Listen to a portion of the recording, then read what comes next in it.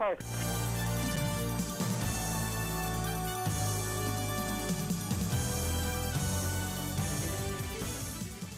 Hey, good afternoon and welcome. What a truly terrific Tuesday's edition of Talk Today. And we get a chance to start things off with candidate for West Bay South, Mr. Andre Ebanks. So join us for the next 45 minutes until 1 o'clock. We got a company of Andre Ebanks. Stay tuned for Talk Today. Talk Today is brought to you by Subway, open 24 hours in Countryside, Anderson Square in Georgetown, and Centennial Towers in West Bay. And by the Ministry of District Administration, Tourism and Transport. Explore your history, explore your land, explore your sister islands. And Savannah Pharmacy in Countryside Shopping Village, convenient opening hours including Sundays and holidays. And Royal Fidelity Bank and Trust, money at work. Radio Cayman's Talk Today, the Cayman Islands' foremost listeners' participation program. We ask our listeners to avoid statements or comments which are abusive, derogatory, malicious, or defamatory. Do not use any indecent language or make any statement which is false or misleading. Email talktoday@candw.ky or call 1-800-534-8255. Courtesy of Flow, Cayman's #1 network that connects you to your world like never before. Let your voice be heard. Once again, here's your host, Sterling Dwayne Ebanks.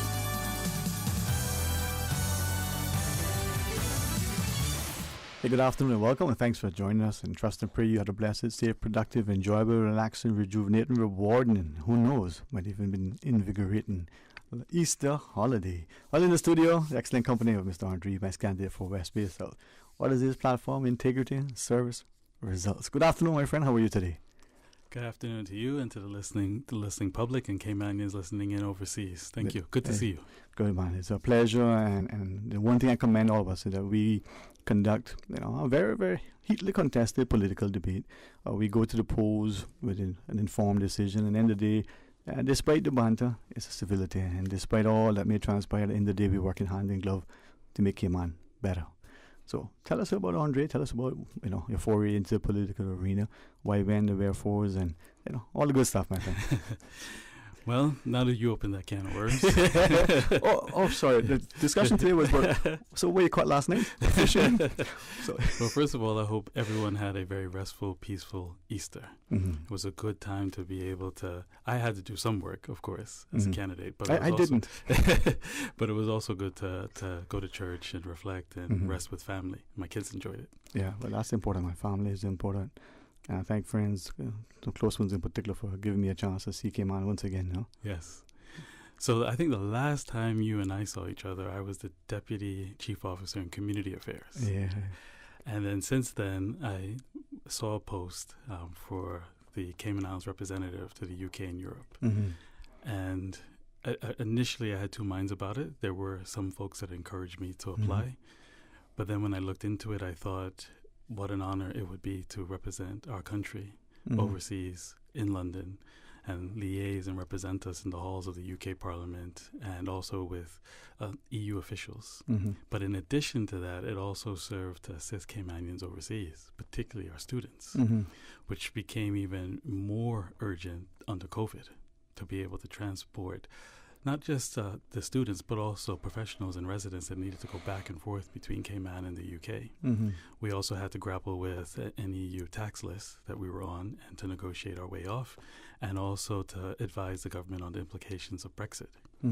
So after that body of work between September 2019 and December 2020, and part of that as the pandemic came into full swing, we were working from home. So all of the 12 or so officers who work in the government office in London, we had to work from home because we thought we can't help anybody if we all get sick. That's it. So we did all of that, and then we decided to really just come home for Christmas break. My kids, 7 and 5, Jackson and Savannah. I should say, as a quick little anecdote, that the last time I was on with your colleague before the record, he asked who you're for, and I mentioned Atlee Ebanks, my old man. When I got home, my son said, well, how come you only mention who you're for and not who's for you? So Jackson, he fixed me. Nothing like being put in place by your child. So Jackson, 7 years old, the shout out is for you, and Savannah, who's 5 years old. So we came home as a family, quarantined for 2 weeks as required, and then when I came out, I just really didn't recognize the Cayman that I left in August 2019. The paused economy and with tourism down, financial services that was challenged. You're seeing skyrocketing home and land prices. Caymanians who are deeply qualified out of work. And I was hearing this even before COVID, liaising with students overseas who have stellar degrees and can't find a job. Coming home and then seeing that unemployment is even harder times for unemployed Caymanians. I thought to myself, okay, so I'm a qualified attorney in the private sector. I've spent about 7 years in the public sector under financial services, community affairs, and then representing our country overseas. I just thought to myself, and I prayed, did I amass the credentials and experience just to fly back to London on the 6th of January to live comfortably in London with my family, where the cost of living is much cheaper and the job is already set? Or do I use this to put myself up for a wider set of public service and implement the skills that I've learned at an international, national, and local level to assist our country at this time where it's really at a crossroads? We've had underlying issues that have plagued the country for quite some time. But I think COVID has now brought them with a more intense velocity. And we need the most experienced, qualified hands on deck to work for the public, to work through these turbulent times and have Cayman come out as the shining star that I think that it is. You know, when you referenced, sort of the last conversation we had publicly, I want to speak to that because that's easier. People can say, well, you either misspoke but they can check the record for it. You were Deputy Chief Officer for Community Affairs. We're talking about, not even the need to rename the law for the poor people relief, but just the sort of the provisions in the law, the impact of the law. Your community spirit, the heart is obviously there. The decision now to contest a seat for this election. You're home in December, 2019. Or 2020. Christmas 2020. Yeah, last year was a long century. If I forget it, forgive me, right? So Christmas that's last year. I didn't think I was here last year. That decision, you made it then and there. You took a risk and resigned what is, like you said, a very highly prestigious position, right? Resignation take effective when? I mean, elections, a few of us knew there was going to be an early election. Some of us talked about publicly and got scolded for it, but that's a different story. But to that point, when I had this notion just before days before we were going to jump on that flight back to the UK, the first person I consulted with was my wife. That's the first contract I have to honor. And at first, I must say she was a little dubious about the idea because it is a huge undertaking. But at the end of the day, she understood where my heart and my passion was. She understood that although we compromise as part of marriage to live in Prospect, because she is a Eden originally from Savannah. Hold on, that's good. And part of marriage is compromise to live closer to her family. But West Bay has always been in my heart. Yeah, and she'll get there too. She'll get there too one day. And October will be 10 years. And she said, look, honey, if you pull this off, then you've compromised for me. It's time for me to compromise for you and get back to West Bay South, where you actually lived in the constituency. You're a West Bayer. So although, as my father said, it's not where you lay your head. It's where your heart holds dear. And that's exactly why I'm running for West Bay South. I can't imagine running for anywhere else. So we have a a campaign office on 11 Willie Farrington Drive, and if I'm so blessed to be elected, we'll convert that to constituency office.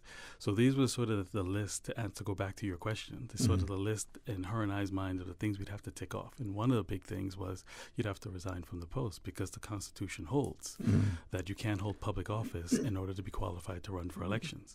So I had to have that conversation with my direct superior, Chief Officer Eric Bush, and also with the Deputy Governor, because my contract was due to end in 2022, and they would have no expectation that I wanted to break early. But we had those conversations in January, and the resignation took effect in advance of nomination day in February to decide to say, like, look, this is where my heart is. I really appreciate the post and the exposure and the level of experience. It's helped me, and I probably gained.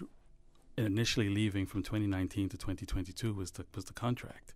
But because of those unforeseen circumstances of the EU tax list, COVID, and Brexit, which was on the horizon, but you really had to study it. Mm-hmm. I kind of felt that I gained the level of exposure and experience that I would have gotten in 3 years in a compressed time period. Mm-hmm. So this is why I felt I was going back to a job that, in a sense, I'm not saying it wouldn't have had its challenges, but I felt that I sort of mastered.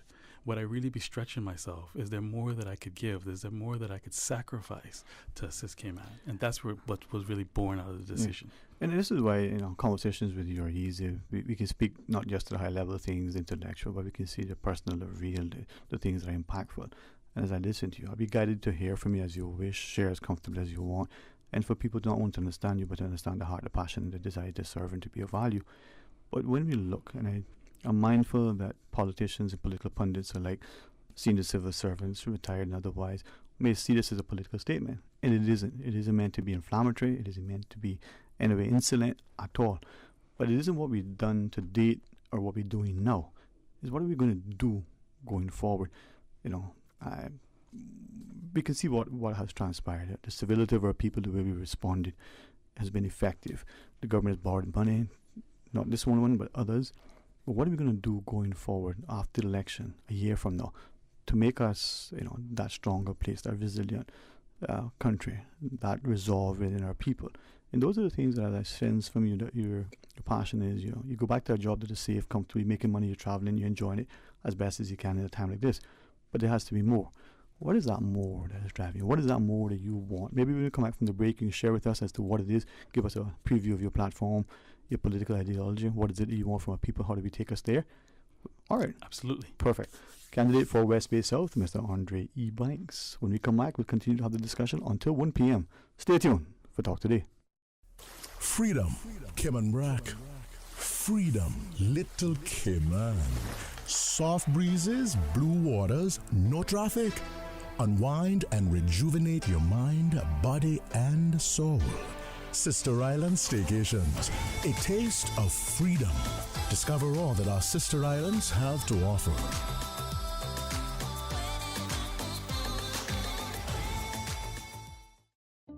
Yes. Spring is in the air, and Easter is also around the corner. So too is Savannah Pharmacy, your neighborhood pharmacy located in Countryside Shopping Village. Stocked with Easter gifts and treats and new spring apparel. Remember, they're always just around the corner, with everything your family needs and convenient opening hours, including Sundays and holidays. Get all of your Easter purchases at Savannah Pharmacy in Countryside Shopping Village. Make your life easy. Now you can WhatsApp your prescription order to 929-5045. Savannah Pharmacy. Wholesome values with modern conveniences. We are in an age of exponential change. The world is experiencing a technology boom where innovation is at an all-time high. What does this mean for small island nations? How can we adapt to the emerging digital revolution? Join 900 delegates from 3 Caribbean countries at one regional event to tackle the theme, Global Digital Disruption, Threat or Opportunity. The virtual RF Economic Outlook Conference happens on May 6th. Register today at rfeoc.com. Talk today. But I do have some questions.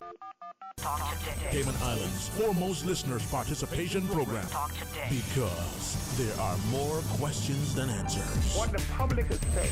Waiting to take your calls right now. Sterling Dwayne Ebanks.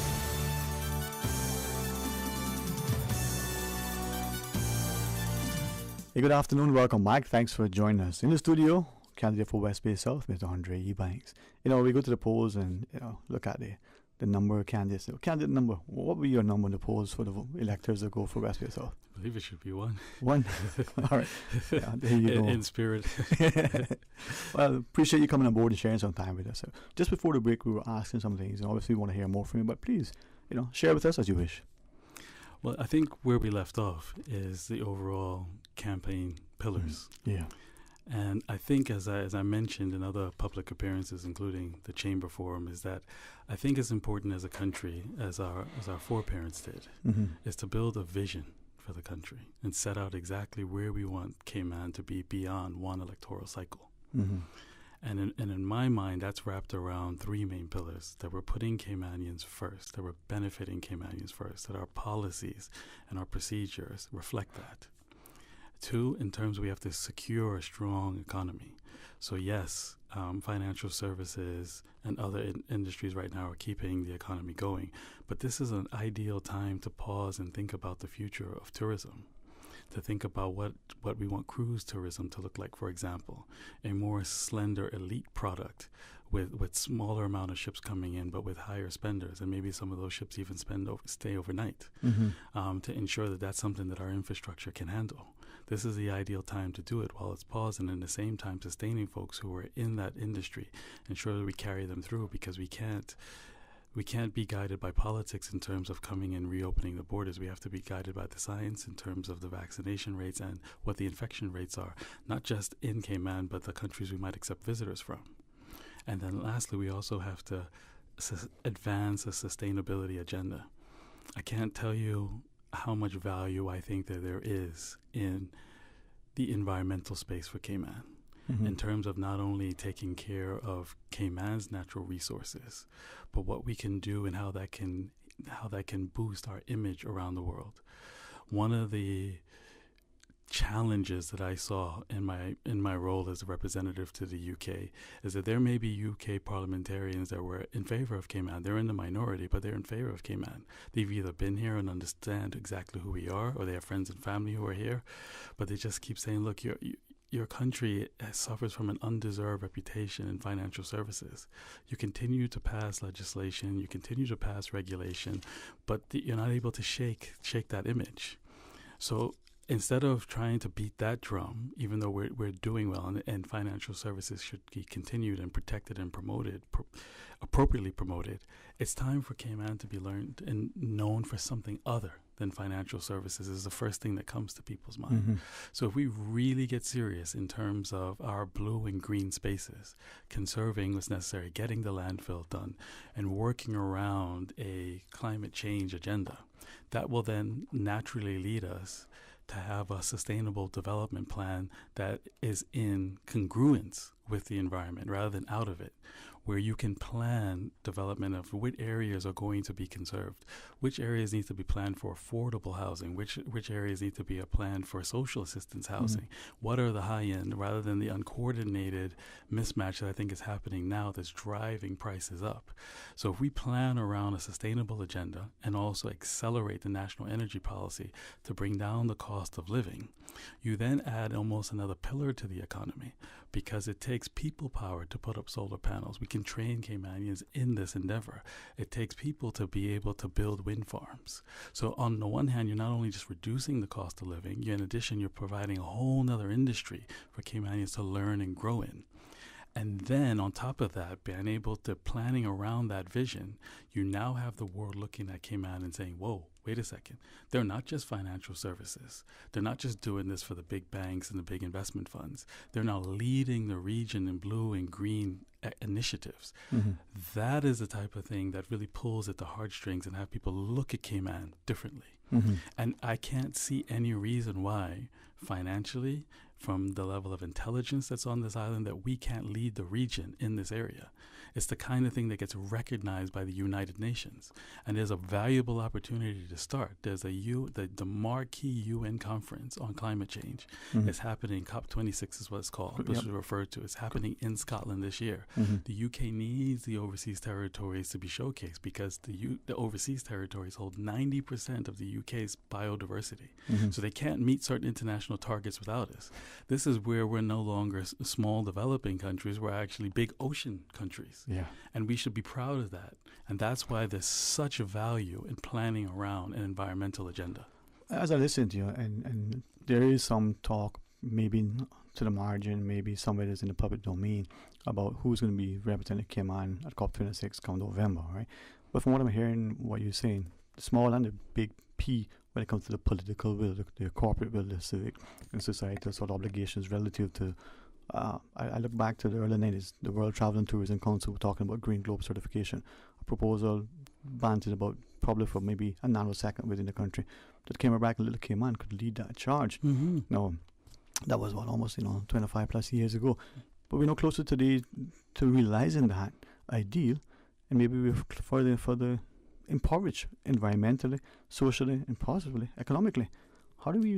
Is it too late? I mean, from what you're sharing, it seems that we have that passion, that will, but are we too late? I don't think it's too late. It's the reason why I'm running. Okay.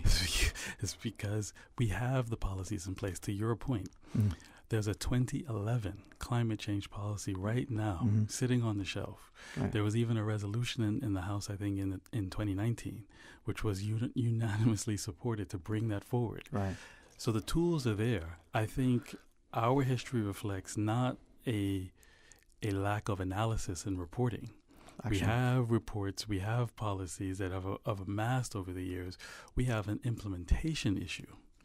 And that is where I believe my experience comes in, to not just from a private sector standpoint, but walking the halls of government to be able to liaise between public stakeholders and also ministers and the civil service to be able to drive policies home and actually implement and measure them. So even once you get past implementation, you also have to measure the things in place. Are you getting the outcomes? What do you need to course correct to get there? So to answer your question, do not believe in my heart it's too late. I think that we already have the analysis on the shelf. Some of it does need to be appropriately updated, because I'm pretty sure if the Department of Environment was sitting here, they'd say the 2011 policy, some of it for climate change is already out of date. Yeah. But that means that we incorporate some modernizing, updating changes. But that doesn't mean that we give up. Right. It is there for us if we have the will. Well, the will is always, mother says always, there's a will, there's a way, right? There's a way, there's a will, there's a will, there's a way. I'm a positive, optimistic individual, right? Many times we, as a country, have been accused of managing by crisis. You say manage by objective. So implement that. But is it driven mainly by the policymakers and elected politicians and parliamentarians? Is it by us as a general populace? I think that is any legislation that I've helped to successfully get passed has always had the ingredients of the political arm working with the civil service and wide public consultation. Normally, if you notice, and if you could think of certain historic examples where government has sort of kept things quieter to itself and then rolls out and tries to push forward, normally those end and don't go across the line, because you need the public. Because let's take it out of Cayman. Let's look at, say, Obamacare, for example, so we don't personalize it, where they did the best. President Obama, former President Obama, did the best he could with healthcare. But then when he tried to roll it out, it necessarily didn't reflect all the feedback, and then the website didn't work, which then put it all into an uproar. Right. The most successful pieces of policy initiatives I've ever been involved in had broad support. You had incorporated stakeholder feedback, and sometimes these conversations are hard. For example, there will be times with a particular. Like, for example, I attended a nonprofit called Inclusion Cayman, where they're for children who are differently abled are trying to make sure that they're mainstreamed into education. And there'll be hard conversations to have, for example, with the health insurance company, because they made a pretty strong case. Their board met with several candidates last week and I think the week before. And the one I attended, they want to make certain policy proposals to change the Health Insurance Act to broaden its scope so that they have better coverage. So yes, there are going to be difficult conversations with certain stakeholders, but that doesn't mean we shy away. That's the whole reason you have consultation. That's why we should. You could try to find that common ground so the country continues to move forward. But right now we seem to shy away from those tricky conversations, because as soon as you try to bring a proposal, whoever's the 800-pound gorilla in the room barks and then squeals, and then we shy away. But you can't do that. You have to have those conversations and find that common ground. It's almost like when we talk about bullying, we only think about it in schools amongst children, but we never see it in those sort of corporate environments, right? And as I listen to you, I'm thinking to the notion that we, in education, will hear terms like differentiated learning in multiple intelligences. Even when we talk about, children with special needs, we may see the child has no special need, but we often, and if not almost constantly, ignore that child for whom there's a strong intellect and propensity to learn that may be off the charts for the age. We don't accommodate that child. We don't accommodate the one seemingly sufficiently at the bottom end of the spectrum because of that particular physical or other challenge. So who are we accommodating? But yet we're spending billions of dollars, over the last million years. Yes, right? And then to that point, I think there's also large scope for us to incorporate greater early education. Yeah. Before primary school, there are lots of studies and lots of hardworking people, whether in small preschools now, who are actually having support services on the spot, whether that be speech therapy or occupational therapy, to identify in a child under 5 where they could course correct. It could be the smallest thing of how they hold the pen. Yeah. And that could be frustrating to a child if they don't course correct then. They don't go into primary school as eager learners. They can't really communicate what's wrong, and then they just aren't as enthusiastic to learn. But if you can catch it early, they then move into the primary school system as more eager learners and then are more productive students. To your point, I mean, even, look at Europe, but some of the Nordic countries in particular, where instead of starting school at 2 and 3 months, as we do here, they may be at 5 and 7 years. In those, 5, 7 years of a child's life, you're learning, but you're not being tested. You're not being put under the stresses of the academic rigors. You're given more of those skill sets that develop. Holding the pen, articulation, how do you interact and engage with your peers, the socialization. Maybe things that we need to consider, as opposed to the archaic British system of education that's failed, all of the colonies. But then that's just my opinion, right? Yeah, you're civil servant. So I'll say more for you. There you so go. No longer. But we do need to move it out of the electoral cycle, set up a proper education authority that give it more freedom in terms of the metrics that it uses for the teachers that are the performers, to hold accountable those who are not performing as well, because this is our future. And then also be able to work with the private sector to set up. There's lots of proposals right now from the Education Council, organizations such as Life, to be able to work with the private sector, build smaller schools earlier with private sector funding. I think they will buy in if they can see measurable results, rather than waiting on large school projects to get done. It's procurement, going through the process, 5 years down the road, and you're trying to get this huge school up and running, where we need help now. We need to deal with capacity issues now. I mean, I say this without fear of favor. I say it with apology, and I say it without, any semblance of anybody, anywhere, get a position of the person, challenging me and say, oh, you're being political. But education is that thing. My mother, to this day, to the great-grandchildren, instills that. I shared once, going on 20 years now. But if we create, I didn't know any word better, but like you said, small schools. I call them academies, the Academy for Science, the Sports Academy.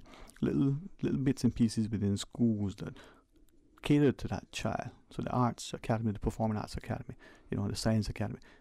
You get into that, you be a part of that, and your reward for remaining there is your commitment, your behavior, your sort of performance in there. And that gives a child a sense of ownership. And they can still get all the other things that they like without having to worry about the rigors of being, sort of... There you go. You know my lineage, my great aunt Beulah Smith. Yes. You think she'd be happy right now with the state of education? I think if she were here, deservedly so, she would stop us all. Exactly. I mean, in the non, literal way. Maybe not. Maybe not. All right. Mr. Andre Eubanks, candidate for West Bay South. We have a short break to take. When we come back the next 15 minutes or so, we'll be honored for you to share more with us if you wish so. Absolutely. All right. Please stay tuned for Talk Today. Now you'll never have to choose between 2 desserts at Subway. The new caramel brownie cookie is 2 treats in 1. Imagine sweet, gooey caramel with decadent chocolate chunks baked in brownie-flavored dough and topped with a light drizzle of caramel icing. And you have the new caramel brownie cookie, available at Subway. Complete your Subway sandwich, pizza, or salad with the delicious caramel brownie cookie or any other cookie flavor and dessert. Available at all Subway locations. Subway, eat fresh. A caring and community spirit, cherished family and cultural values. These are some of the things that still embodies the Caymanian way of life in the Eastern Districts today. Savannah Pharmacy, your neighborhood pharmacy, located in Countryside Shopping Village, is delighted to offer products and services of real value. Whether it's catering to your family's medical needs or carrying apparel, gifts, and beauty products, Savannah Pharmacy provides you with more than just prescriptions. Remember, they're always just around the corner with everything your family needs and convenient opening hours, including Sundays and holidays. Savannah Pharmacy. For more information, call 946-3336. I'm looking for a new pizza joint with that perfect crust. My car needs a bit of a tune-up, and my pregnant wife needs something from the pharmacy. So I turned to the printed yellow directory, and in an instant, the pizzas are ordered, the oil change is booked, and the thing that I'm not allowed to say out loud has been purchased for my wife. Problem solved. When you need something quick, do yourself a favor. Flip through the printed yellow directory. Stop searching, start finding. Yellow, we know local. Community radio with a different appeal. The voice of the people. Security through adversity. Stuck on you. Radio for all time. You're listening to Radio Cayman, the voice of the Cayman Islands. Talk today. But I do have some questions. Talk today. Cayman Islands' foremost listeners participation program. Talk today. Because there are more questions than answers. What the public is saying. Waiting to take your calls right now. Sterling Dwayne Ebanks.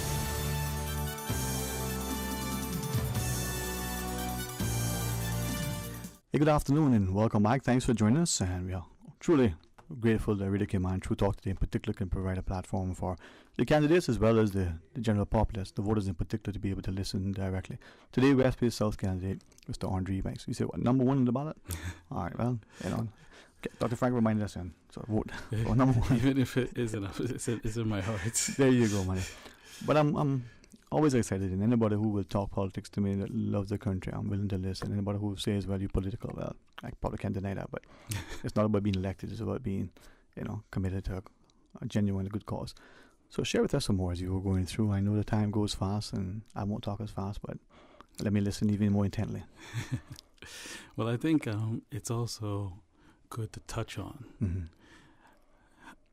I think how I ended up to be in a sort of an independent, unaffiliated position. Mm-hmm. Because I think my candidacy came out of nowhere, so to speak, because it wasn't something that was pre-planned, that has gone back many months. It really came as something that the Spirit took me to say, you have to utilize these tools. Mm-hmm. The Lord doesn't give you those tools to just sit comfortably. And so because it was something that was born out of just taking a leap of faith, mm-hmm. I can see why there's queries about, well, where would this person line up? Mm-hmm. Who's this person with? I could see how it lends itself to those sort of views. Mm-hmm. But what I would say is that I'm independent and unaffiliated primarily because I learned, this is one of my large takeaways from being a civil servant, I learned the value of objectivity and neutrality. Mm-hmm. I learned the value of, if we're trying to settle regulations or we're trying to settle legislation, to be able to go across the aisle and say, look, this bill has 80 provisions. You, sir, in the opposition have a problem with 3 or 4 of them. How do we get to yes? Mm-hmm. Without that person looking at me that I'm affiliated with a particular grouping, with a particular color or a particular affiliation, I want to maintain that honest broker who's trying to advance the country forward. Find that compromise that continues the train moving down the station rather than sitting here stymied with policies and legislation that can't get over the line. Yeah. So if there are either current candidates or former politicians that look at my record and believe that I'm a preferred candidate, they're entitled to their opinion.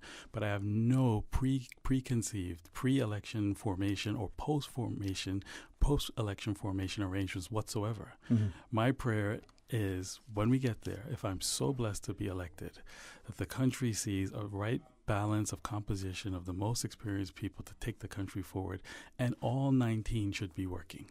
Hand in glove. Huh? Hand in glove. I like what you're sharing from that perspective, the notion that, there are a lot of machinations that are going on, strategizing and people, trying to figure out which way. But it is for the voters to drive the course and not let the tail wag the dog, as it were.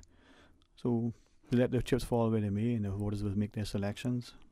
I look at it no different in my mind as a job interview. Mm-hmm. The only difference with this job interview is that it's a very public job interview. Mm-hmm. But if you and I were both going to be chief officer, mm-hmm. there'd be an interview panel. In Mm-hmm. this case, the interview panel is the voters of West Bay South. Mm-hmm. You would go into the room and present your case to be chief officer, and I would present mine. Mm-hmm. It's not for me to talk about you or discuss you. It's for me to put forward a case for the voters to evaluate and for them to decide which case is stronger. Yeah. Sometimes, people interviewing, to your analogy, would say, well, what is it about the other candidate that doesn't work?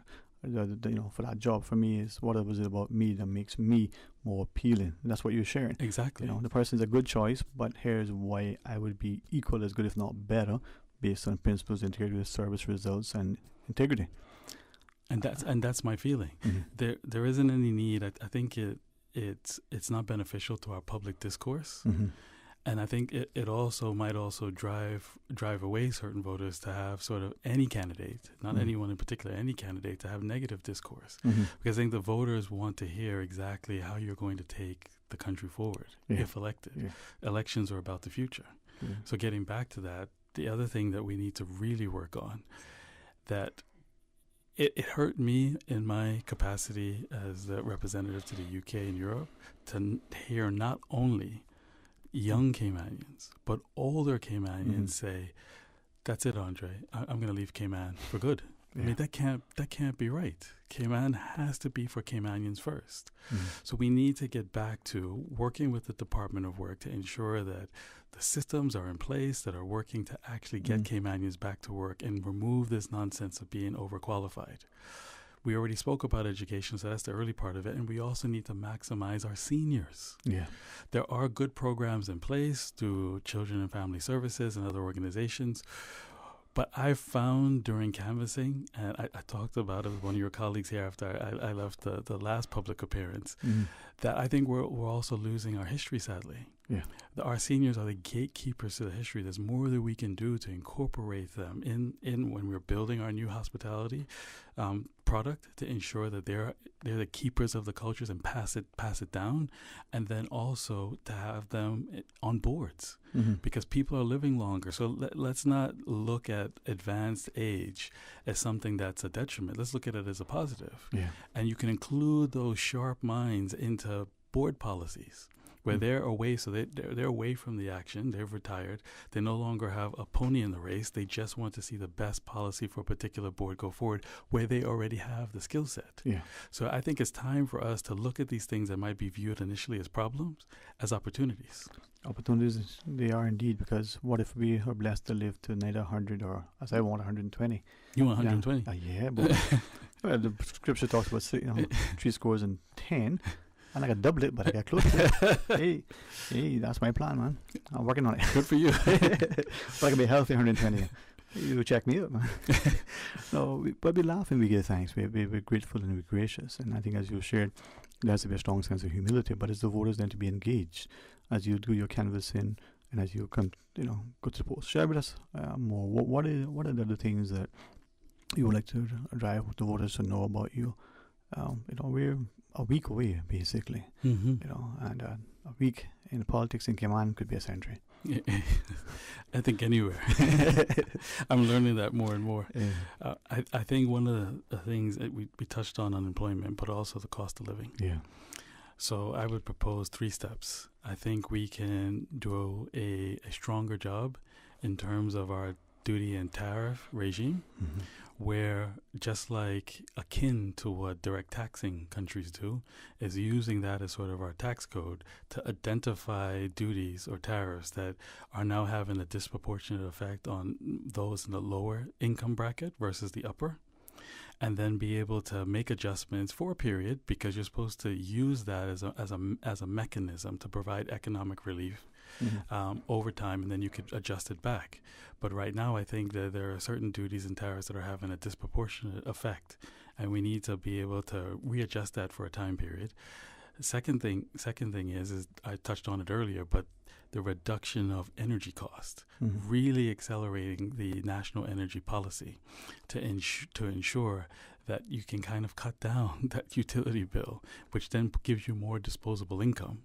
And then 3, increase the earning power of Caymanians. Those who are earning more are less impacted by the cost of living. They see it, but they're not as impacted by it because their paychecks can more cover it and stretch longer. So that's why we have to be vigorous in saying that I'm really sorry, but it's Caymanians first. And yes, you might have an individual that you might be thinking of overseas that in your mind fits the job, but if there's a Caymanian, qualified or even overqualified, they need to have that job first. And the thing is, you say this, and yes, this may have some political overtures, but many people who, when they get Caymanian status, start to feel a level of discrimination that they never felt prior to that. And so when you say Caymanians first, for those who are not Caymanian yet, by paper, legally, however they define it, Caymanian, you're Caymanian, right? That is a reality. And for some reason, there's an inherent discrimination in the system that we acknowledge but fail to address. And so you imagine, you've been working for 10 years, you're okay, you're on a permit, no problem. You get Cayman status, and all of a sudden your favor in the firm falls up. Something's wrong with that, huh? Yeah, very wrong. And that's a reality, man. And one thing since you mentioned discrimination that came to my mind is to spend a minute talking about gender equality. Because that was also part of the community affairs subject area, not just needs assessment and children and family services, but gender equality. So we already signed up to the UN Convention, CEDAW, but I don't think it's been, again, fully implemented.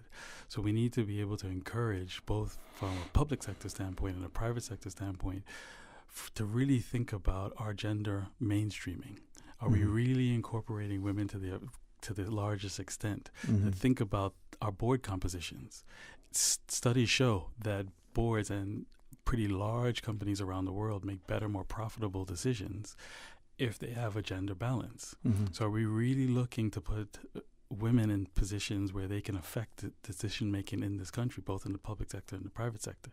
One of the things that I was proud of when I was working in the Ministry of Community Affairs is working with the Cabinet Office to embed in the Cabinet template paper, which is the paper in which affects Cabinet decisions, a standard paragraph in the template of gender implications.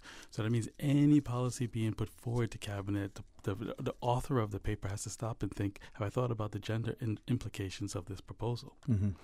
And this is where we go back to our history now. There were the Iron Men and the wooden ships without question. They went, they sacrificed, and they served greatly. But their wives, mothers, sisters, daughters, aunts, all of the women who remain, were the stalwarts that helped to stabilize the society, make it safer, make it better. And that's the level of security that we have. I think we owe it to them to continue that. So let it be just par for the course. It's not just an afterthought. It's just what we do. It's what we do. It's what we should be doing. Well, it's been an honor to sit and chat with you, and I continue the voters will be informed, and as candidates will be gracious, have a great sense of humility, and we'll be honest.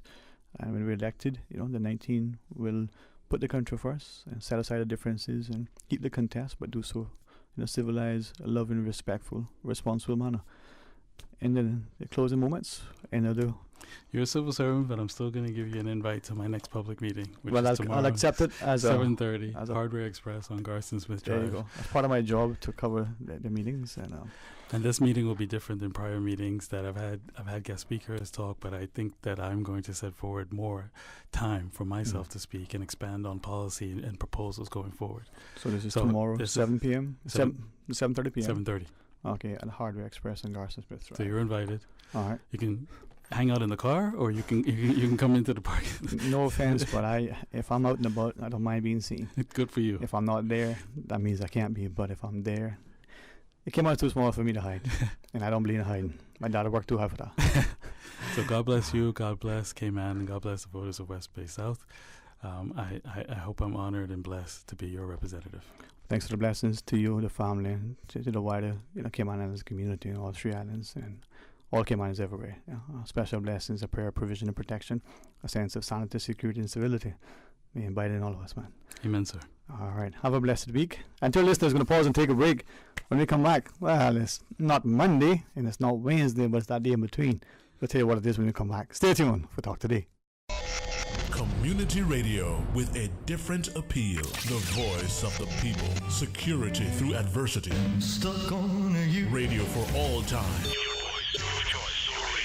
You're listening to Radio Cayman, the voice of the Cayman Islands.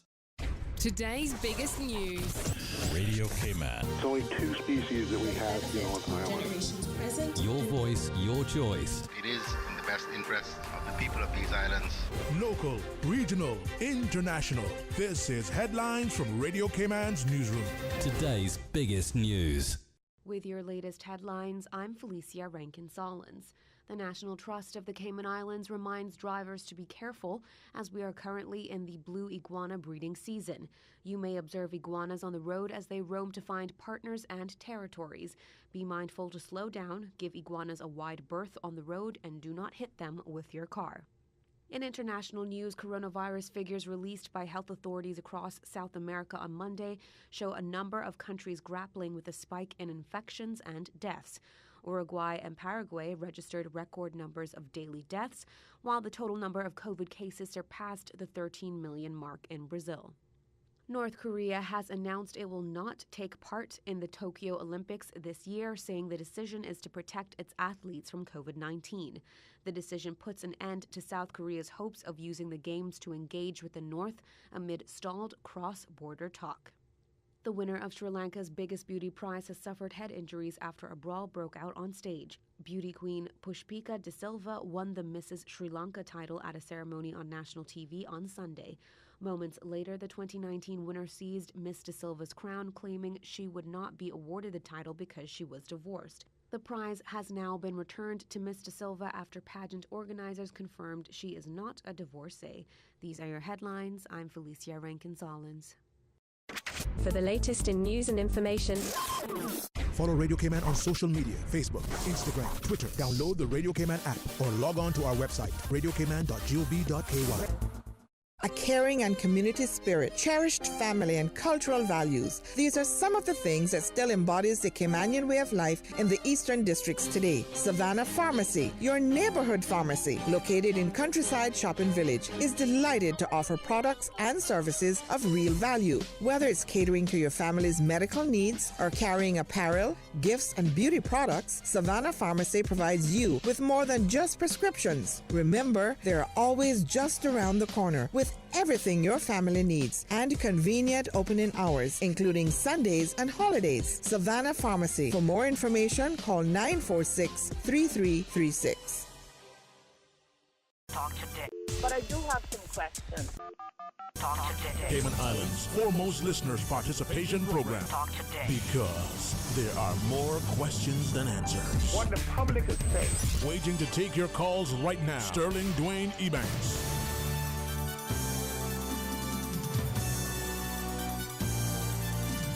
Hey, good afternoon and welcome back, and thanks for joining us. We have our general elections this next Wednesday, and in the studio today we get a chance to continue speaking to the political candidates. This time incumbent Mr. Austin Harris for the constituency of Prospect. My friend, good afternoon, man. How are you today? I'm very well, Sterling. Good afternoon to you, and a very special good afternoon to any of the Prospect constituents who might be tuning in. And all the West Bayers and all the, come on now, man. Everybody, all the Caymanians as well. Everybody tuned in from West Bay to North Side, but in particular stopping in Prospect. All those who may want some West Bay now. So it's all good stuff, man. That's right. There we go, man. You've been well? I've been blessed, man. I imagine you've been as busy as we are. Think so, huh? Well, I'm guessing. Certainly I haven't had the chance to come up for air in the last few weeks, but I have tuned into the program, and every time I turn on the radio, there's another candidate on the air and engaging in some conversation. So I think that's all. I think that's all very positive for our country's democracy. It bodes well for democracy. I feel like I'm out on the boat with my daddy, and we're diving conchs, and I'm going down to the bottom, and I got a couple of good broadleaf conchs, and I'm on my way to the surface. Really? So that's a good feeling. Really, I feel as if I'm still on the bottom. That's what I'm saying. But I'm working my way up to the surface. There you go. I got nice fins on. They're comfortable. My dad is just over the gunwale waiting for me to take the conchs. Yeah. So the hand is in sight, man. I'm feeling good. Yeah, sounds like a good day. Really good day, man. Yes, sir. But I love politics, and I say this publicly, I want all of us to be engaged in the political realm. Yeah. First and foremost as being eligible to get registered to vote and going out to vote on that day. Yes. And that's the most important part. Absolutely. At the end of the day. Cayman has always had and enjoyed a very strong voter turnout on election day, more so than I think most developed countries. Yeah. And I think it's something that we as Caymanians can be very proud of. Certainly, without a doubt, Caymanians are very, very political, and they understand. I think they understand the collaboration or connection between political decisions and their own lives. Yeah. And as such, they're very engaged. So again, I hope that the election observers who will be watching from afar will certainly appreciate that democracy is very strong in the Cayman Islands, and again encouraging all who have the right to vote to exercise that right on the 14th of April.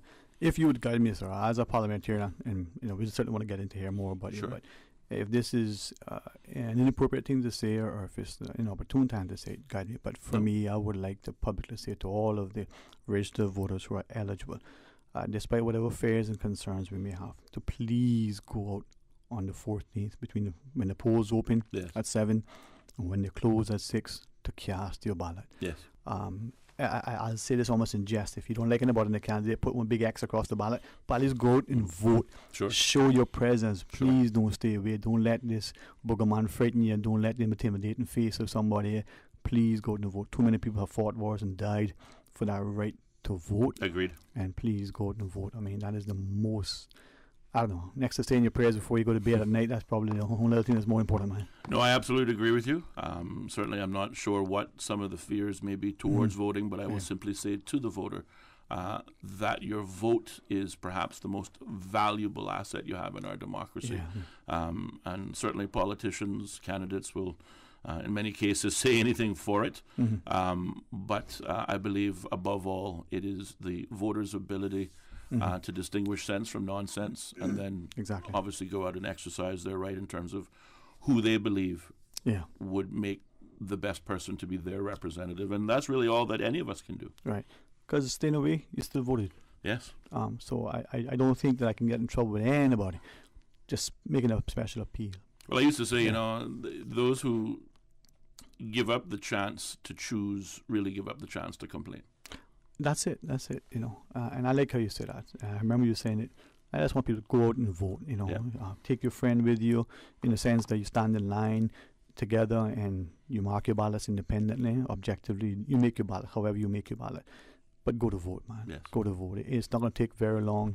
I bet you won't take an hour between leaving and returning. That's right. It won't take you long. Very important message. All right. Well, listen, let's hear from you as you engage in the next week or so of campaigning. Tell us where you are, what you want us to know. Yes. For a prospect, candidate, and incumbent, reformer, served as councillor. Yes. So, Mr. Austin Harris. Thank you very much, Sterling. First of all, I want to invite the constituents of Prospect, whether you live in Mahogany or Mangrove or Birch or Almond. I'm having a meet and greet this evening at the residence of Miss Joanne Brown's house on 207 Mahogany from 7 to 9 p.m. Would encourage persons to come out. It is less formal than a political meeting, but certainly an opportunity to engage directly one-on-one with me, as well as perhaps some of my colleagues who may be in attendance. And when I say engage, it's an opportunity to have a conversation with my constituents who feel either, obviously, the need to come out and show support, or perhaps if they have questions, they're undecided in terms of, you know, where to place their X on the 14th of April. Tonight would be a good opportunity, I think, to enable them to help make the right choice. So I encourage them to come out tonight at 7 o'clock at 207 Mahogany, the residence of Miss Joanne Brown, for a social gathering, but an opportunity to meet and have a conversation with me as their candidate in Prospect.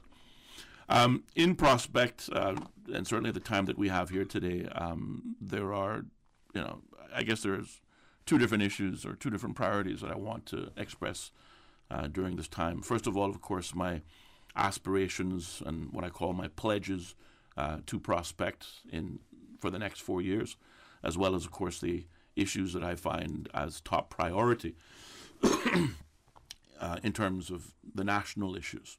If we can start local first, I pledge to Prospect a cleaner, greener, and safer Prospect in the next 4 years. Whilst I am very confident that Prospect today is in better shape than it was in 2017 when I first took office, I am cognizant that the work is a consistent, ongoing effort. It's not just the, you know, one or two quick fixes, but a commitment to addressing those issues over time as they develop that I think is going to make the difference. When we think of cleaner, certainly we think of trash.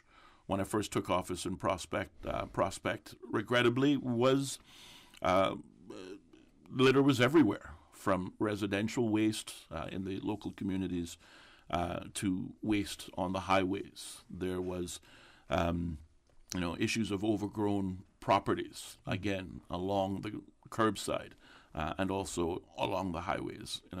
Call me old-fashioned, but I believe that a cleaner home, a cleaner community makes people feel better about themselves and where they live. I've been very proactive on the garbage and the maintenance front in terms of beautifying Prospect over the last 4 years, and I pledge to continue that. Whilst we have seen some improvements, I think significantly at the residential level in terms of how persons dispose of their trash, I think a greater concern are persons who travel through Prospect who rather indiscriminately still choose to toss it rather than to trash it. So we want to improve the way in which we monitor some of our litter laws. I believe the existing litter law itself is outdated. We've talked about this many times. When was the last time anyone was, fined under the existing legislation that, protects against littering? The question or the answer to that is probably never. I think one of the obstacles to better enforcing of the litter law comes in terms of the fines itself. We have a standard $500 fine that works its way upwards, but the fine at standard level is $500. And how do you justify a $500 fine for, say, for example, a Wendy's bag as compared to what we have seen in Prospect, but has since been remedied, large-scale dumping, particularly along the east-west arterial. I think the litter legislation needs to be revamped so that we can make it easier to fine individuals, ticket individuals, a smaller fine, $75, $100, $150. I believe that will have a broader effect at deterring littering in our communities. I would also seek to develop a trash warden program, which on one hand will lend itself to better employment, because it will certainly give persons who, perhaps maybe they're retired, perhaps, they're impacted through tourism as a result of the shutdown in tourism, and they want an opportunity, to make a difference in their community. I believe persons can be employed as trash wardens within the communities to issue tickets and also lend itself towards keeping our neighborhoods cleaner and greener. Certainly on the greener standpoint, I'm a strong proponent of developing more public open spaces. I have certainly made, I think, great strides in Prospect in encouraging greener spaces, from whether it be clearing overgrown properties, oftentimes at my own expense, or working with the Department of Environmental Health to remove issues of public health, things like derelict homes, derelict cars, that have not only been represented more of a stain, if you will, on the community image itself, but certainly has, lent itself to concerns of public health. Derelict homes, derelict cars, oftentimes are a haven for rodents and other vermin that do in fact carry diseases. So these are things that we concern ourselves about. But also, we have this development mentality where we want to go about developing every square inch of property. And as a result of that, trees and shrubbery and plants disappear. And I know it seems like a small thing, but when we see the virtue of clearing public parks so that families can in fact come out and enjoy the fresh open spaces that they can, access through walking distance from their home for them and young children, I think it's an empowering, creates community, and it creates a community. Absolutely. I think that's the other thing that I'm most proud of in Prospect, that whether it be through the use of technology or through some of my direct works in the community, we have brought the community together. Persons who perhaps didn't know each other before are now interacting and engaging with each other. Those that are, make themselves available as volunteers because they too want the same for their communities. I think that has been one of my greatest accomplishments in Prospect, is bringing the community together by caring for that community. Let's talk more about that. Let's talk more about the policies and the plans and the expectations and the desires and the like. When we come back, we're speaking with Mr. Austin Harris, a candidate for Prospect. Please join us after the break. Radio Cayman is pleased to feature this special Sister Islands historical vignette, brought to you by the Ministry of District Administration, Tourism and Transport. Explore your history, explore your land, explore your Sister Islands. Arnold Athelin Foster, 1893 to 1970. Mr. Cappy Foster married Agatha Van de Sant in Cayman Brac in 1915, and together they raised 8 children who, like their parents, contributed to the growth and success of the Cayman Islands. 2 sons chose a life of public service, Dennis as a chief secretary and Trevor as an MLA and member of Executive Council. Their other children have been successful business people who have created jobs for Caymanians and given much to their communities. Mr. Cappy was a devoted husband and father. He spent many hours farming and operating his bakery in Cayman Brac, and at one time managed a well-respected boatyard, Cayman Boats Limited, in Jamaica. He was an active member and deacon of Ebenezer Baptist Church at the Creek. His love for God, family, and country were an example for others to follow. One of Mr. Cappy's many contributions was as a founder of Cayman Brac Power and Light Company. In recognition of his service, he was requested by the government to represent Cayman Brac at a reception for Her Majesty Queen Elizabeth II in Jamaica in 1953.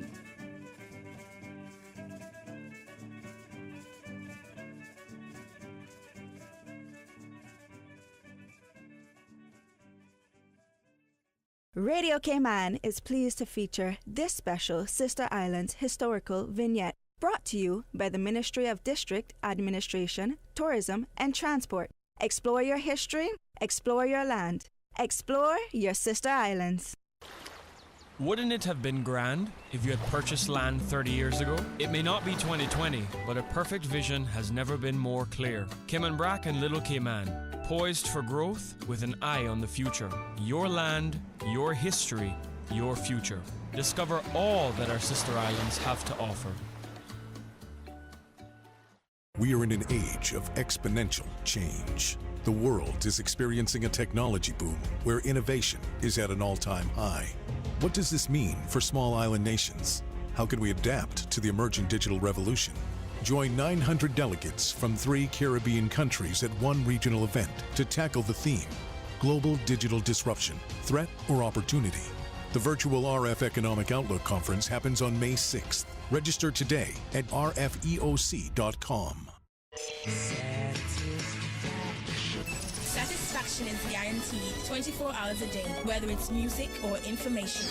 From Grand Cayman to Cayman Brac to Little Cayman, we've got you covered. You ever hear a thing like that? Radio Cayman in the Cayman Islands. Talk today. But I do have some questions. Talk today. Cayman Islands' foremost listeners participation program. Talk today. Because there are more questions than answers. What the public is saying. Waiting to take your calls right now. Sterling Dwayne Ebanks.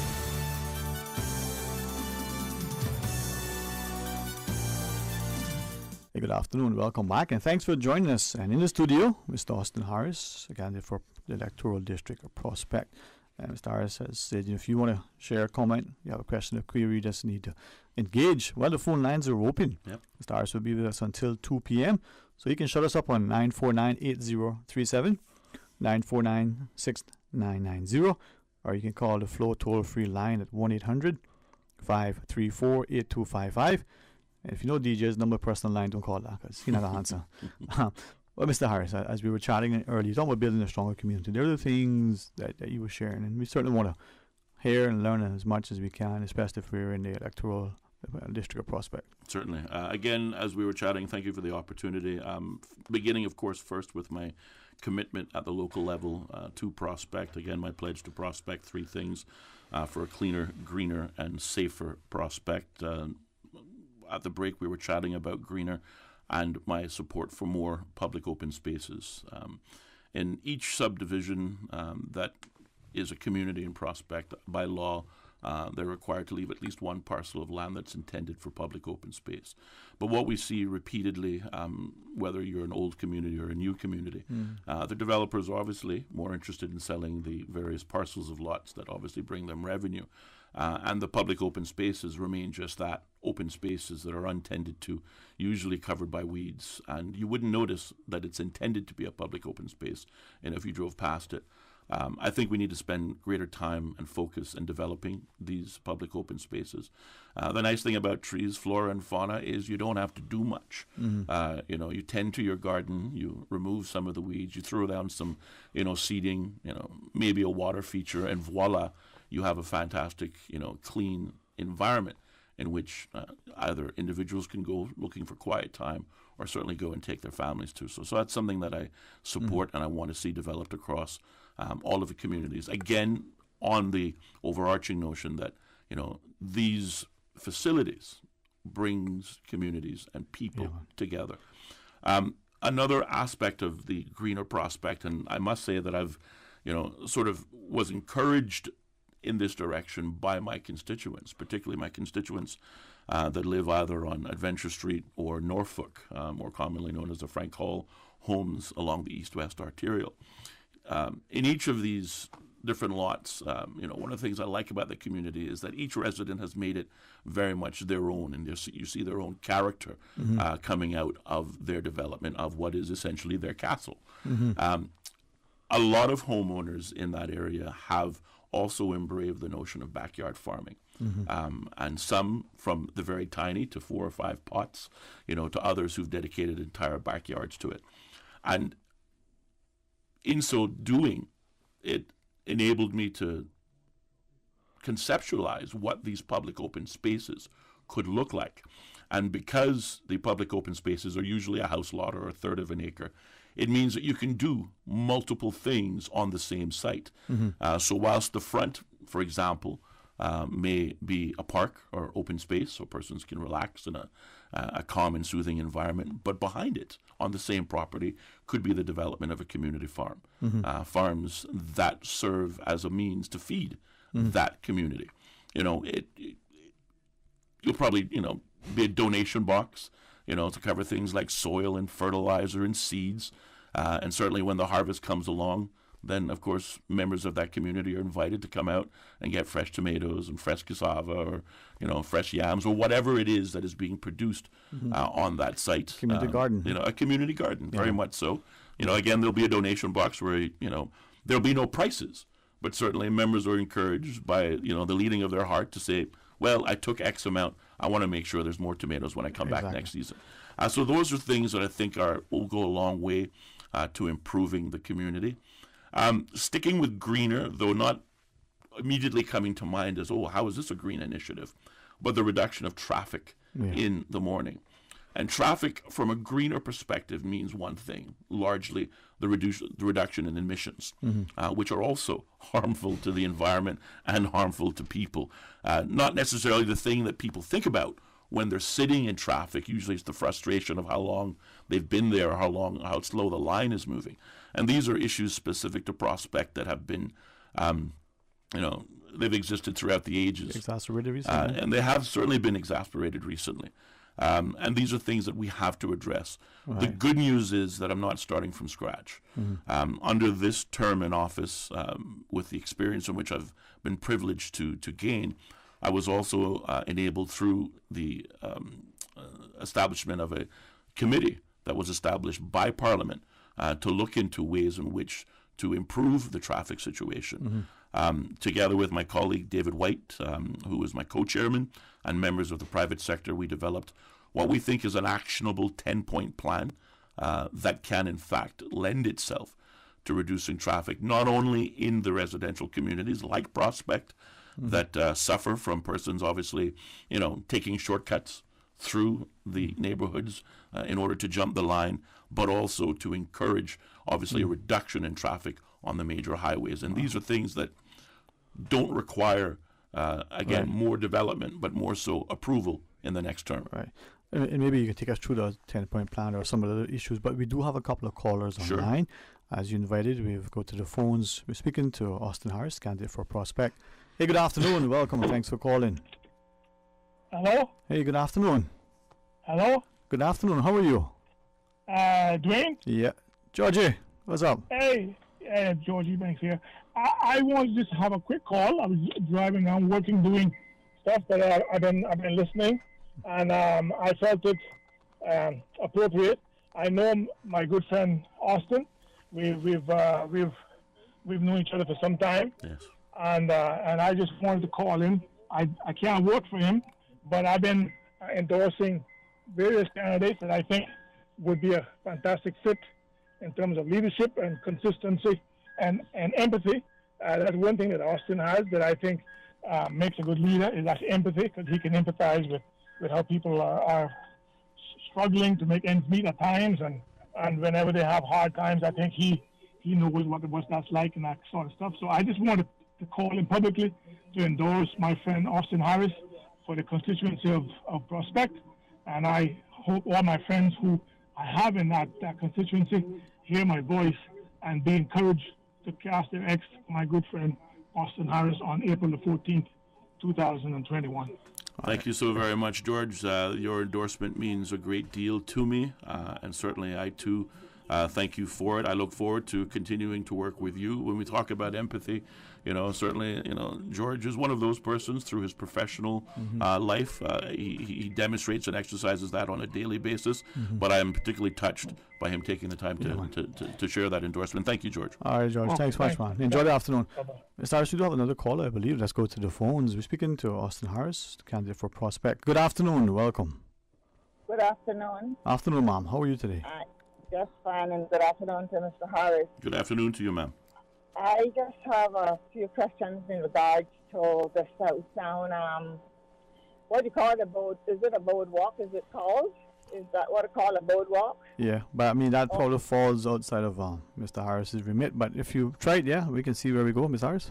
Yeah. I think he had something to do with it to a degree, because what I want to say is that when Mr. Alden McLaughlin came onto the radio some time ago in regards to talking about that boardwalk and what was going to take place at that boardwalk, it didn't fully happen. And then some time ago it came under Austin's, I don't know what you would call it, and he, I think he was part of seeing it through. I'm not fully sure. Probably no, ma'am. I'm sorry. I wish I had something to do with it, but no, I've never been directly responsible for or connected to the boardwalk in South Sound. I'm sorry. That would have fell under, I think, planning, infrastructure. So Mr. Hughes' ministry is where that would fall.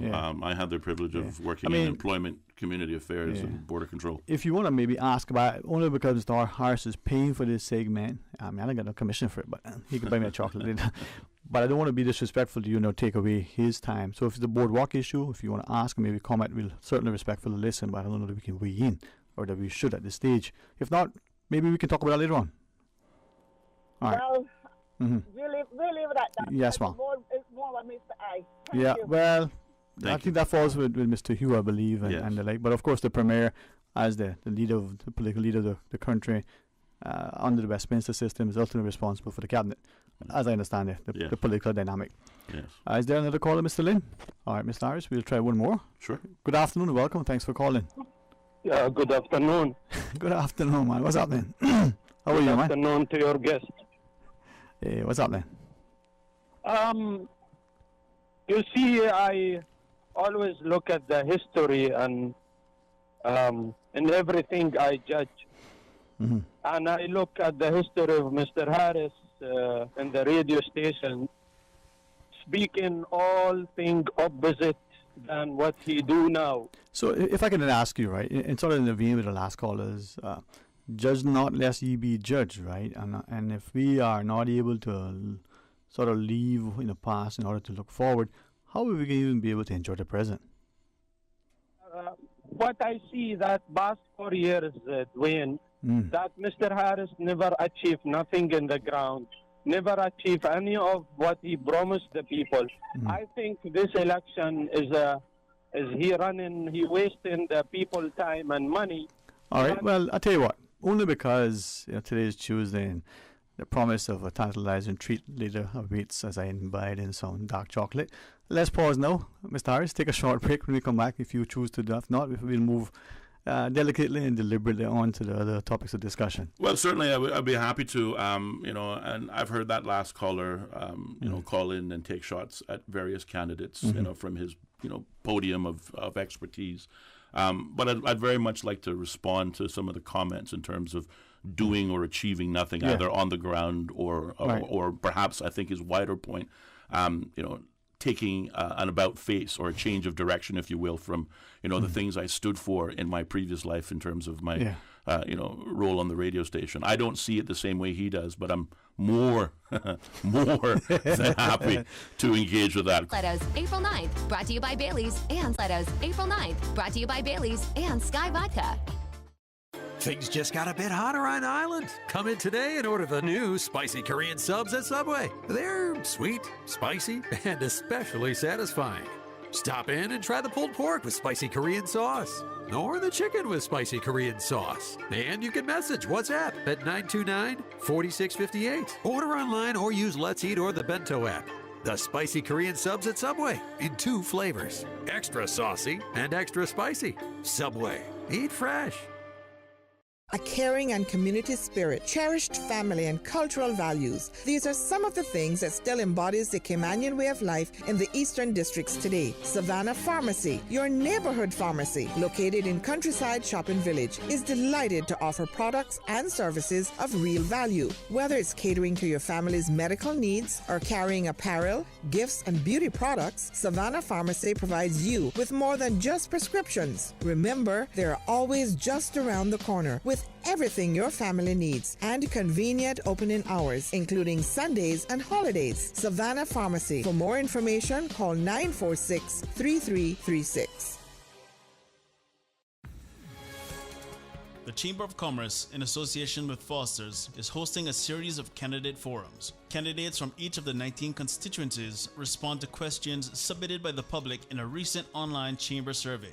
Watch the forums by streaming the Chamber's or Radio Cayman's Facebook or YouTube channels on CIG TV or Logic Channel 23, weeknights from 7:15 p.m. Visit caymanchamber.ky for up-to-date election news and candidates' profiles. The forums are also proudly sponsored by DART, Affinity Recruitment, and Bodens Legal and Corporate. From district to district, moving through the waters to Cayman Brac and Little Cayman. Your station, your voice. All things Cayman. One radio, many people. This is home. Radio Cayman in the Cayman Islands. Talk today. But I do have some questions. Talk today. Cayman Islands' foremost listeners' participation program. Talk today. Because there are more questions than answers. What the public is saying. Waging to take your calls right now. Sterling Dwayne Ebanks.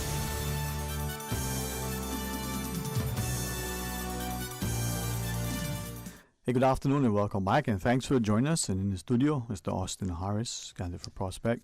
And as you were sharing, I mean, being elected is certainly different from being a public pundit. Yeah. Being elected is certainly different from being just, armchair quarterback, as they say in an American game where they wear helmets and really don't know how to kick a ball, but that's a different game. Yep. Your favorite too, I believe. Yes. Not real football, but anyway.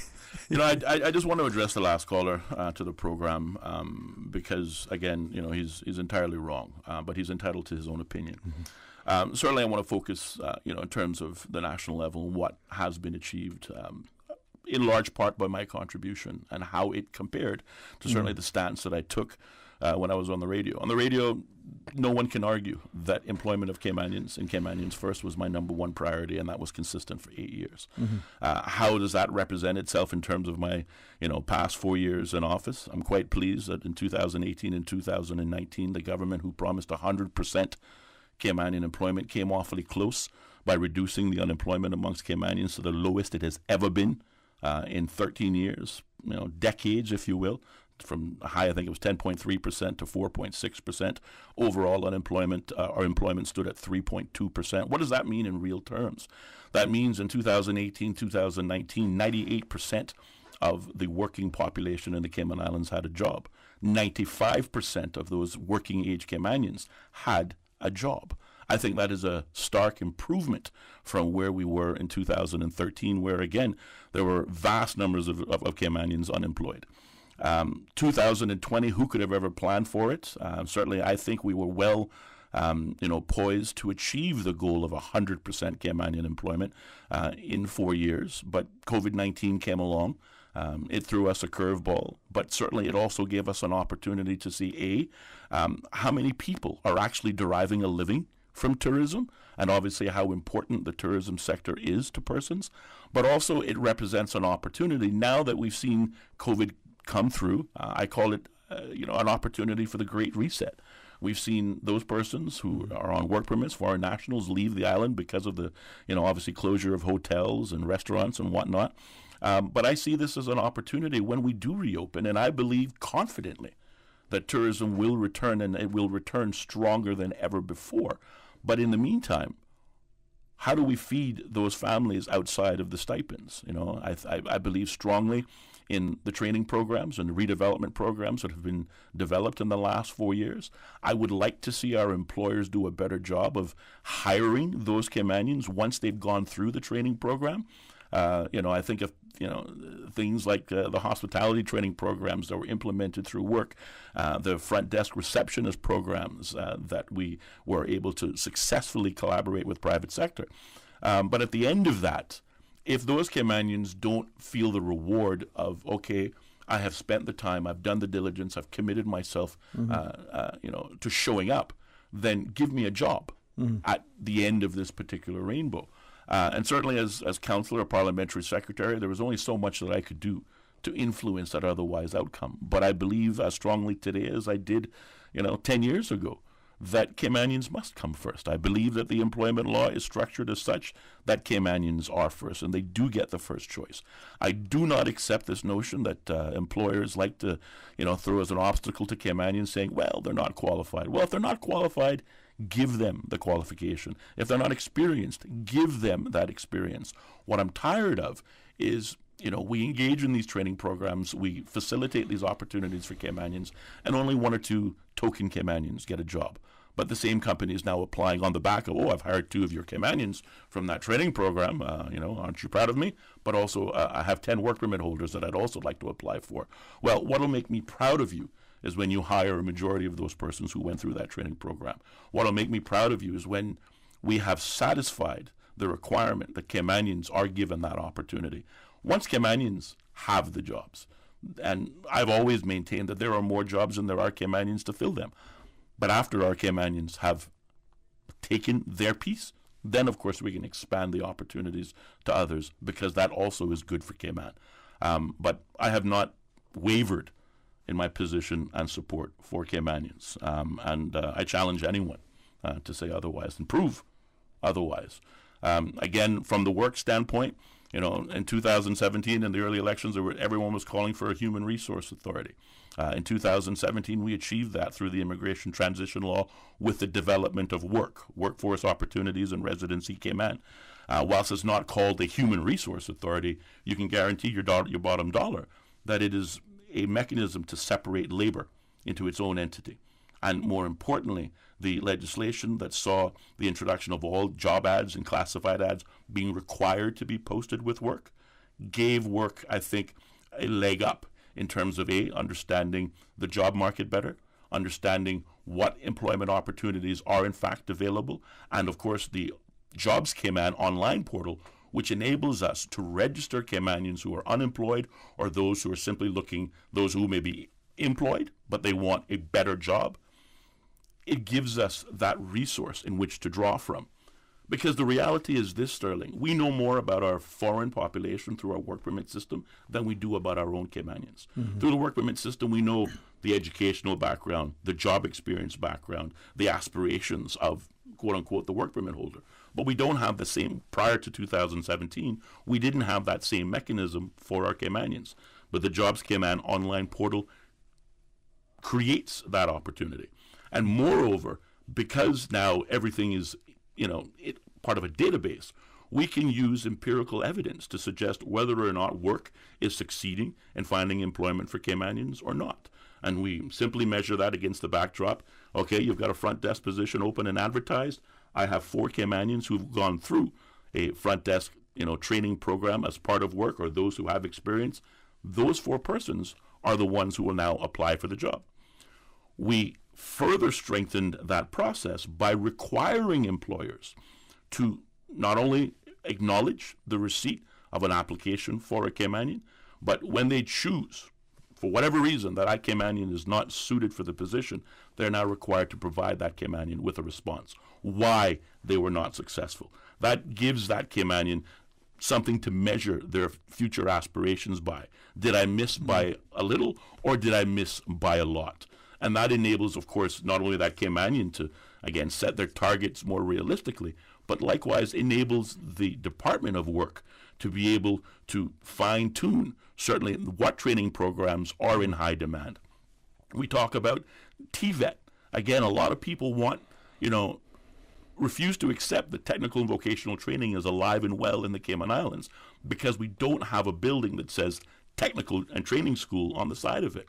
But would it surprise you to know that UCCI, through its collaboration with Work, developed and has in place right now 10 individual TVET programs that are based not on their imagination or what would be useful, but the categories in AC plumbers, AC repairmen, technicians, auto repair, you name it.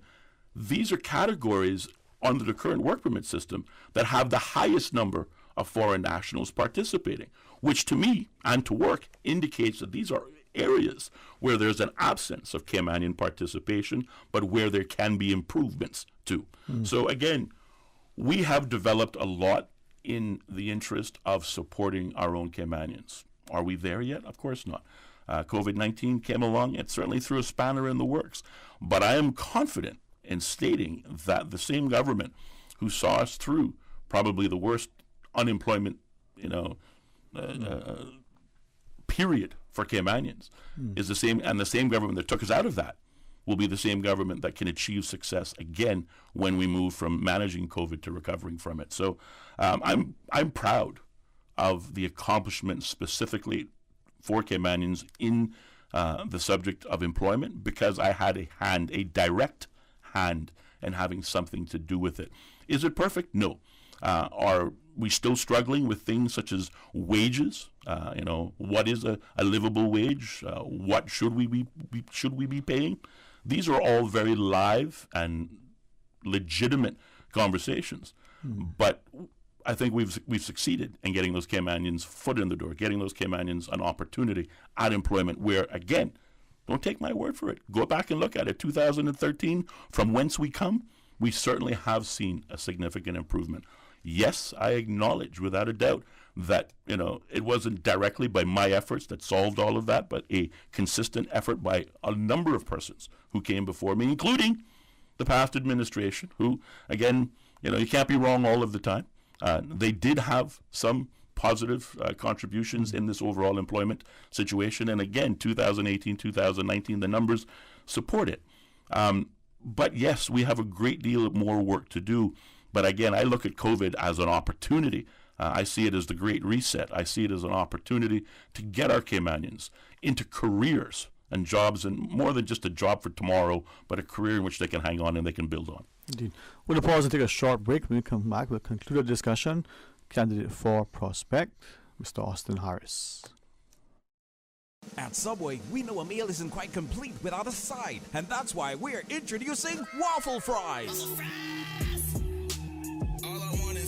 Subway's waffle fries are oven-baked softness with extra crispy edge, giving a satisfying taste to be enjoyed as is or in any of Subway's dipping sauces. Order waffle fries as a side item for $2 or make it a meal deal with any sandwich or salad with a 20-ounce drink and waffle fries for an additional $3 or a 30-ounce or bottle drink and waffle fries for an additional $3.50. Subway, eat fresh.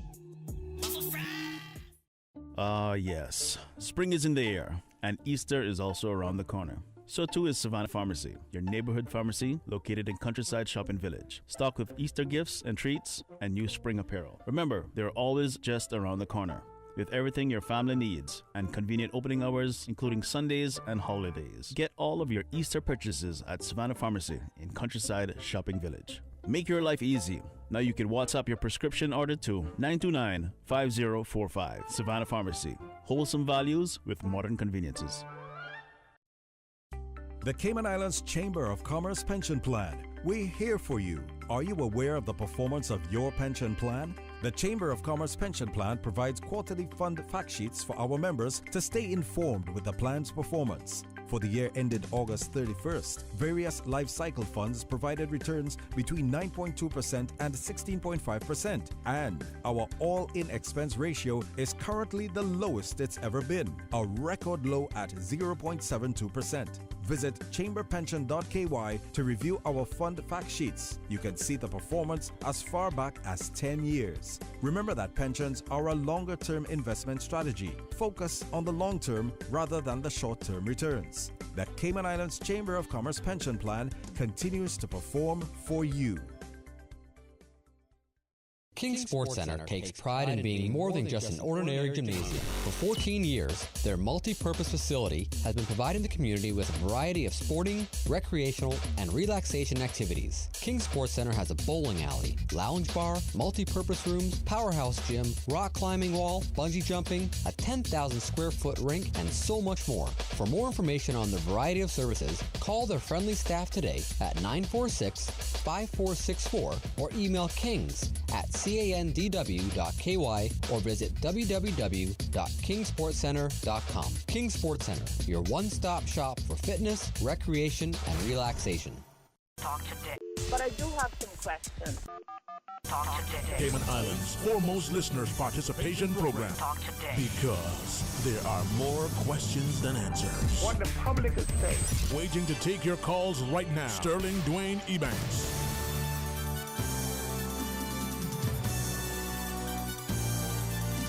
Good afternoon, welcome back. Thanks for joining us. And thanks to all of the political candidates for joining us. And today, for our prospect, Ms. Dawson Harris, you were sharing, so you were taking us through not just the accomplishments, but the desires and the things that you want, us as voters to know, but in particular in prospect, as you were, sir. Yeah, no, absolutely. So nationally, employment is a top priority for me. Mm-hmm. Retraining of our Caymanians is another. They go hand in hand. But I believe that just as important to employment is the restructuring and the delivery of social welfare. And again, we've seen no better opportunity than the COVID pandemic and the position of the coalition government to put the value of human life over profits. Mm-hmm. And that has come largely as a direct result of the surpluses, the consecutive surpluses that the government has achieved, both the previous administration and this one. This notion that, we spend everything you make but don't save for that rainy day. Hurricane Ivan proved the value of saving for that rainy day. COVID-19 improved the value of saving for that rainy day, where we can directly impact and improve the lives of our fellow Caymanians, particularly during distressed circumstances as COVID-19. We've seen an explosion in persons who obviously require services, whether it be, rental assistance, utility assistance, persons who are, not working and no longer able to insure themselves. So, assistance through Synico. And the government has, bent over backwards to make sure that, as many persons, particularly those persons who qualify, in fact, receive the assistance. And even those persons in the initial onset of COVID, qualification wasn't a question. Mm-hmm. It was, are you in need of help, and how can the government help? And certainly I'm proud to be a part of a government that took a position of caring more for our people, not just those in Prospect and Red Bay, but our people, Caymanians and residents, persons who live in this country and who were with us after COVID and still stuck here. The ability of any government to provide for the welfare of its people, I think, is a testament to that government's performance. And I'm in my heart pleased and satisfied that we did everything we could. But we have seen, when we look at social welfare, an explosion of demand in services, and it didn't start in 4 years. It's been growing for the better part of 20 years. We have persons that legitimately need help, and then we've got other persons who've grown comfortable at receiving help and therefore are no longer motivated to go out and help themselves. Of course, when doors are shut in their faces, when they do make efforts at being employed, doesn't do a lot to add to their encouragement. So that's why I believe when we look at the employment spectrum, we also have to look at it in tandem with social welfare, because I believe one has an impact on the other.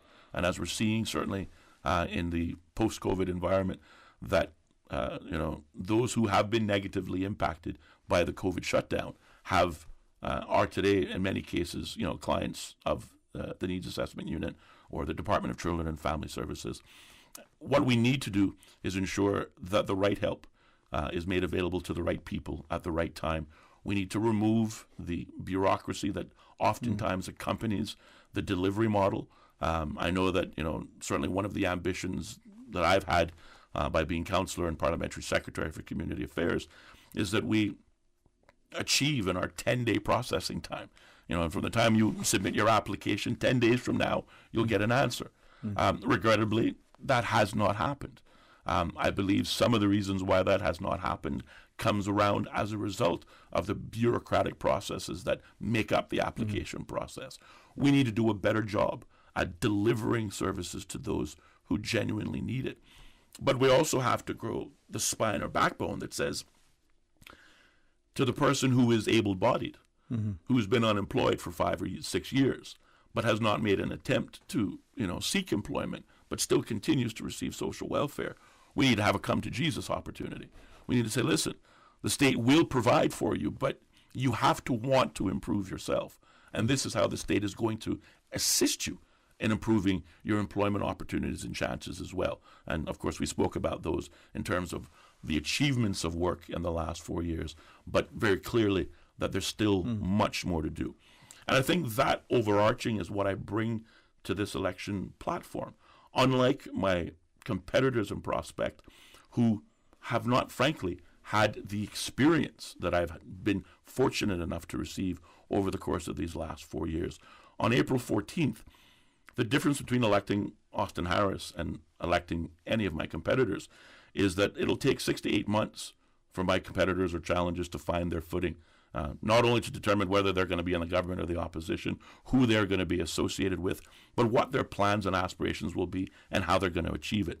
Whereas Austin Harris already has the track record of the past 4 years, and you will be merely sending me back to work to do that which I have already started.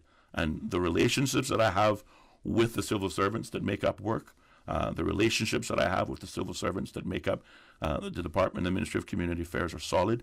I want to say to those civil servants who are listening, it has been a pleasure working with you these past 4 years, learning with you, seeing the level of commitment the staff members have to their remit, whether it be employment or whether it be the provision of social welfare.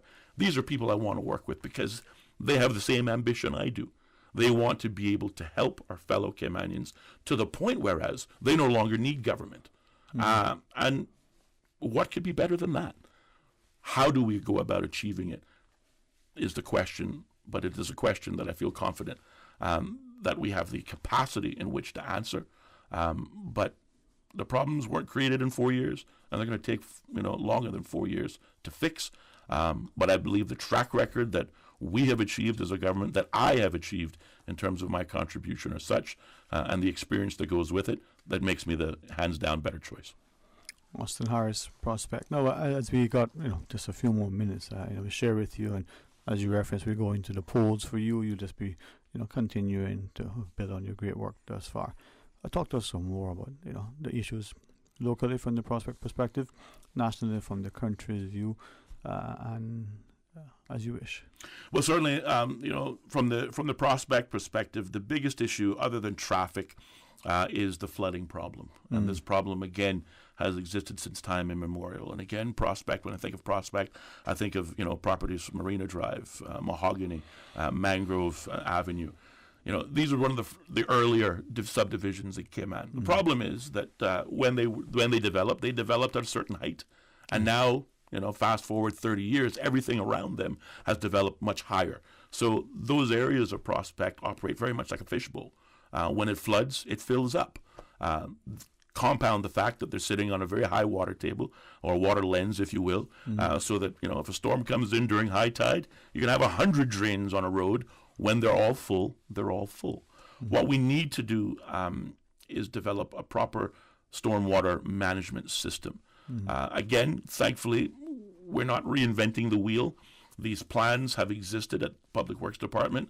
I found at least one plan that I seek to certainly push forward in my next term to address floodwater management, particularly in Prospect proper, by the establishment of proper drainage, proper wells, proper deep wells, as well as a system in which this water can be transported out of the residential communities and into some of the canals and otherwise open waterways in the country.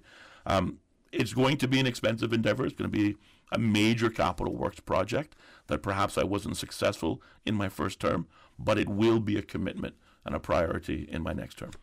Okay. We see the rainwater runoff, we see the drainage and stormwater. Yeah.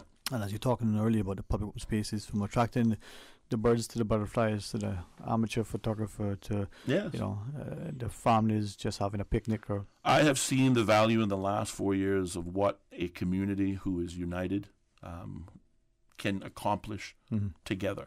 And I just look at the annual roadside cleanups that I've been privileged to participate in, not just myself, with other residents of Prospect. And when people come out and they care so much about their community, they'll pick up highway trash that they never did before. Again, I see people who are reinvigorated to believe that, teamwork makes the dream work. Yeah. So inculcate within us an ethos of respect and love for communities, and both, in us that scripture, cleanliness is next to godliness. Next to godliness. And again, people, I just think people feel better about cleaner surroundings, and Prospect has, I think, experienced that in 4 years. There's more that we can do. There's more that we will do. But note how I say it is we that are going to accomplish it, not me. I am just a catalyst. I am just a representative, and I will continue to do as I have done for the past 4 years, and that is provide government resources. I look at Prospect today. People say, you're building roads because it's an election. I've been building roads in Prospect since 2017. I've been resurfacing roads that have been, ignored for decades. I drove through Prospect just yesterday on Mahogany, and it wasn't until I was halfway down the road that it dawned on me that this is a comfortable, smooth ride. We need to introduce more speed bumps because, again, new paved roads are, a temptation to young people. You and I both were young once, so, I don't castigate anyone. But we have, as a community, we've grown, and there are more people living amongst us. We have an obligation to protect those people as well, oftentimes from ourselves. So with new roads, I want to see the introduction of more speed bumps. Certainly, I have the distinction, as the Minister of Planning told me, that I requested more street lights than any other constituency in 4 years and had them installed. This is an accomplishment for me because what I've done is I've added light in darker places. So in addition to making it safer for the community, I've also provided an environment where the community can feel proud about where they live, and those who can come through it, enjoy their Prospect experience. And I want to see these things continued over the course of the next 4 years. Again, employment is my number one priority. Traffic, again, I have a plan for that. And these are all things that, on the 14th of April, when the voters of Prospect go to the polls, they value from the benefit of my experience of the past 4 years. They value from the benefit of the relationships in which I have established both in the public sector and the private sector that will enable us to accomplish our goals. And they will certainly benefit from the plans that I already have in the works, just simply, as always is, you run out of time for throughout the course of a single administration. But I'm confident that, when Prospect voters view my report card, because I say this, maybe I shouldn't say this, but I say it anyway, because popularity plays a big role in politics. But I say to my constituents of Prospect, you don't have to like me, but judge me on what I've done. Judge me on my performance, on what I have delivered to Prospect. If you feel that I have done an admirable job, then give me a chance. One good term deserves another. If you believe, like our last caller who doesn't like anybody, who believe that I've done nothing, then obviously you have a choice.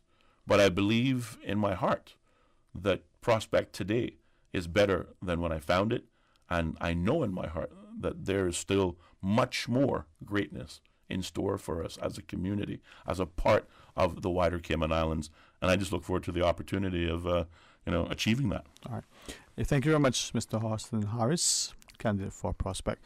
Have a blessed and safe rest of the week, sir? Before I let you go, I want to encourage, first of all, the Prospect constituents to attend a meet and greet tonight at 207 Mahogany on Mahogany Way, and also encourage Prospect and Red Bay residents to attend a public meeting that I will be hosting together with the Premier and representative for Red Bay, the Honourable Alden McLaughlin, on Thursday, just opposite the Seafarers Hall on that open piece of land. So tonight on Mahogany, Thursday, just off of Victory. I hope to see everyone there. Thank you very much for that, sir. With that, we'll pause and take a break and invite you to rejoin us after. You are listening to Radio Cayman, the voice of the Cayman Islands. Today's biggest news. Radio Cayman. It's only 2 species that we have here on the island. Generations present. Your voice, your choice. It is in the best interest of the people of these islands. Local, regional, international. This is Headlines from Radio Cayman's newsroom. Today's biggest news. With your latest headlines, I'm Felicia Rankin-Solins. As part of the next phase of continued improvements in operations and safety standards at the airports, the Cayman Islands Airports Authority, which operates the Owen Roberts International Airport on Grand Cayman and the Charles Kirkconnell International Airport on Cayman Brac, will be clearing land near the cricket field by Oriya on Monday, April 12th. In international news, India has stepped up its coronavirus vaccination drive amid a deadly second wave of infections. The country on Sunday breached the 100,000 daily caseload mark for the first time since the pandemic began. A submersible has dived to the world's deepest known shipwreck. The vessel reached the USS Johnston, which lies 4 miles beneath the waves in the Philippine Sea in the Pacific Ocean. The 115-meter-long U.S. Navy destroyer sank during the Battle off Samar in 1944 after a fierce battle with a large fleet of Japanese warships. Kim Kardashian West is joining the ranks of Jeff Bezos, Elon Musk, and other moguls. She is officially a billionaire, according to Forbes. The magazine said West's booming businesses KKW Beauty and Skims helped put her over the top to achieve the billionaire benchmark when added to her television show and endorsement deals. These are your headlines. I'm Felicia Rankin-Solins. For the latest in news and information, follow Radio Cayman on social media, Facebook, Instagram, Twitter. Download the Radio Cayman app or log on to our website, radiocayman.gov.ky. West Bay South voters, independent candidate Andre Ebanks invites you to a public meeting this Wednesday, April 7th from 7:30 p.m. at Hardware Express on Garston Smith Drive. Light refreshments will be served. For assistance with transportation, call or WhatsApp 925-8554. That's a public meeting for West Bay South independent candidate Andre Ebanks. This Wednesday, April 7th, 7:30 p.m. at Hardware Express on Garston Smith Drive. We are in an age of exponential change. The world is experiencing a technology boom where innovation is at an all-time high. What does this mean for small island nations? How can we adapt to the emerging digital revolution? Join 900 delegates from 3 Caribbean countries at one regional event to tackle the theme, Global Digital Disruption, Threat or Opportunity. The virtual RF Economic Outlook Conference happens on May 6th. Register today at rfeoc.com. Explore your history. Explore your land. Explore your sister islands, the ultimate staycation experience. Your culture, your freedom, the land that time forgot isn't gone. It's your sister islands. Discover all that our sister islands have to offer. We're a group of like-minded individuals with a love and dedication to our country and a desire to serve. All of us have previously served as members of government and look forward to the opportunity to represent our country and communities once again. Our collective goal is to create a better country through working together. We chose the theme, Community Creates Country, because we believe that everyone has a contribution to make to his or her community and by extension, his or her country. This is Wayne Panton, and I am seeking to represent the people of Newlands. This is Heather Bodden, and I am hoping to represent the community of Savannah. And I am Osborne Bodden, and I look forward to the opportunity to represent the people of Boddentown East. Visit voteforcommunity.ky to find out more about your Community Creates Country candidates and how they plan to make a difference on April 14th. But I do have some questions. Cayman Islands' foremost listeners' participation program. Because there are more questions than answers. What the public is saying. Waiting to take your calls right now. Sterling Dwayne Ebanks.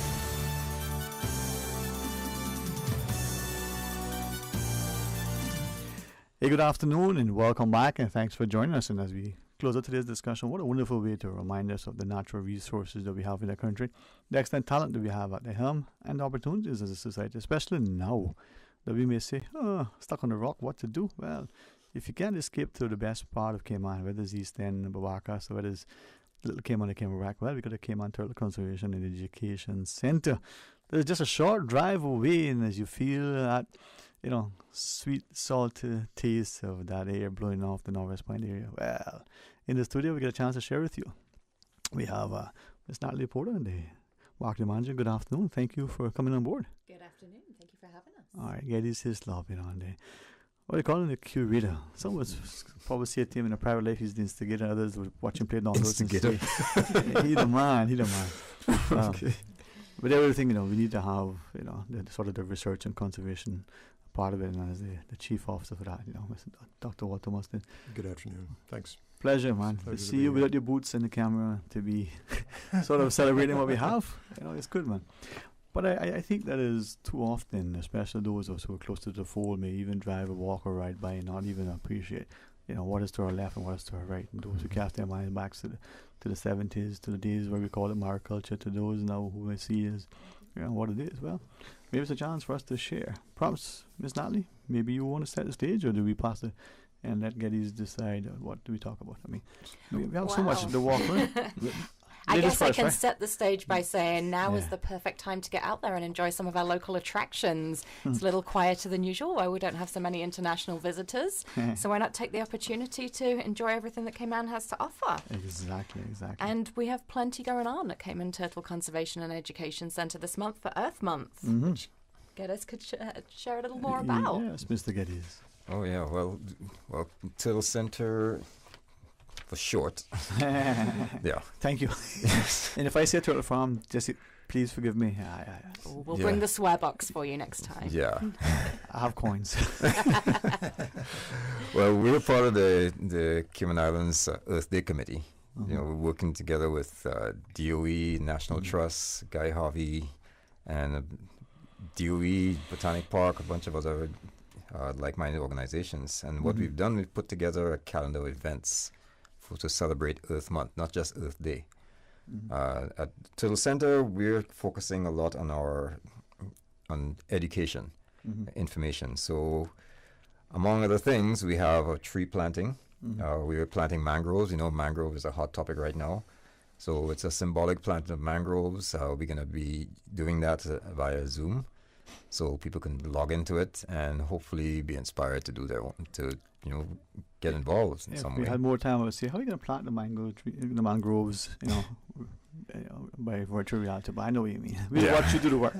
Kind of like normally, right? Yeah, somebody will be there with a camera. They can participate remotely. We are, of course, we're doing our turtle release. Part of our, I guess Dr. Mustin might talk a little bit more about that, but part of our mandate is to release a certain number of turtles each year. And, of course, to celebrate Earth Month, we're doing our celebratory turtle release. And, of course, we have other things going on. We want to get people involved, and as Natalie will bring it back up. Again, we have our turtle crawl, get people active and out there enjoying the earth and all the blessings that we have here, being able to actually do that. That's a 5K walk run, right? This Sunday, right? Yeah, this Sunday. It starts at 6 a.m. and this is our first year doing it, so we're pleased to introduce this as a new event to the island. It is called the Turtle Crawl 5K Walk or Run. It is what it says in the name, essentially. The walk-run element is for all fitness levels, so whether you're trying to break your run record or just looking forward to a leisurely stroll down Northwest Point Road, there's something for everyone. You can bring along all of the family. Pets are welcome too. The route itself is conveniently located with start-finish at the front of Cayman Turtle Center. We go down Northwest Point Road to West Bay Dock and then back again. So nice, easy route there too. All right. And despite the massive construction recently, it's still scenic. It's still cool. Still somewhat scenic. just different every day. Yeah, well, it's nice. It's a nice little space, and they go to the dock, and then you turn and come back. Yep, turn around and come right back again. All right, and it's what, 6 a.m. 6:30. 6. We invite people to arrive by 6 a.m. for an official 6:30 a.m. start. Okay. Registration is open online at the moment, and that's at turtlecrawl.ky.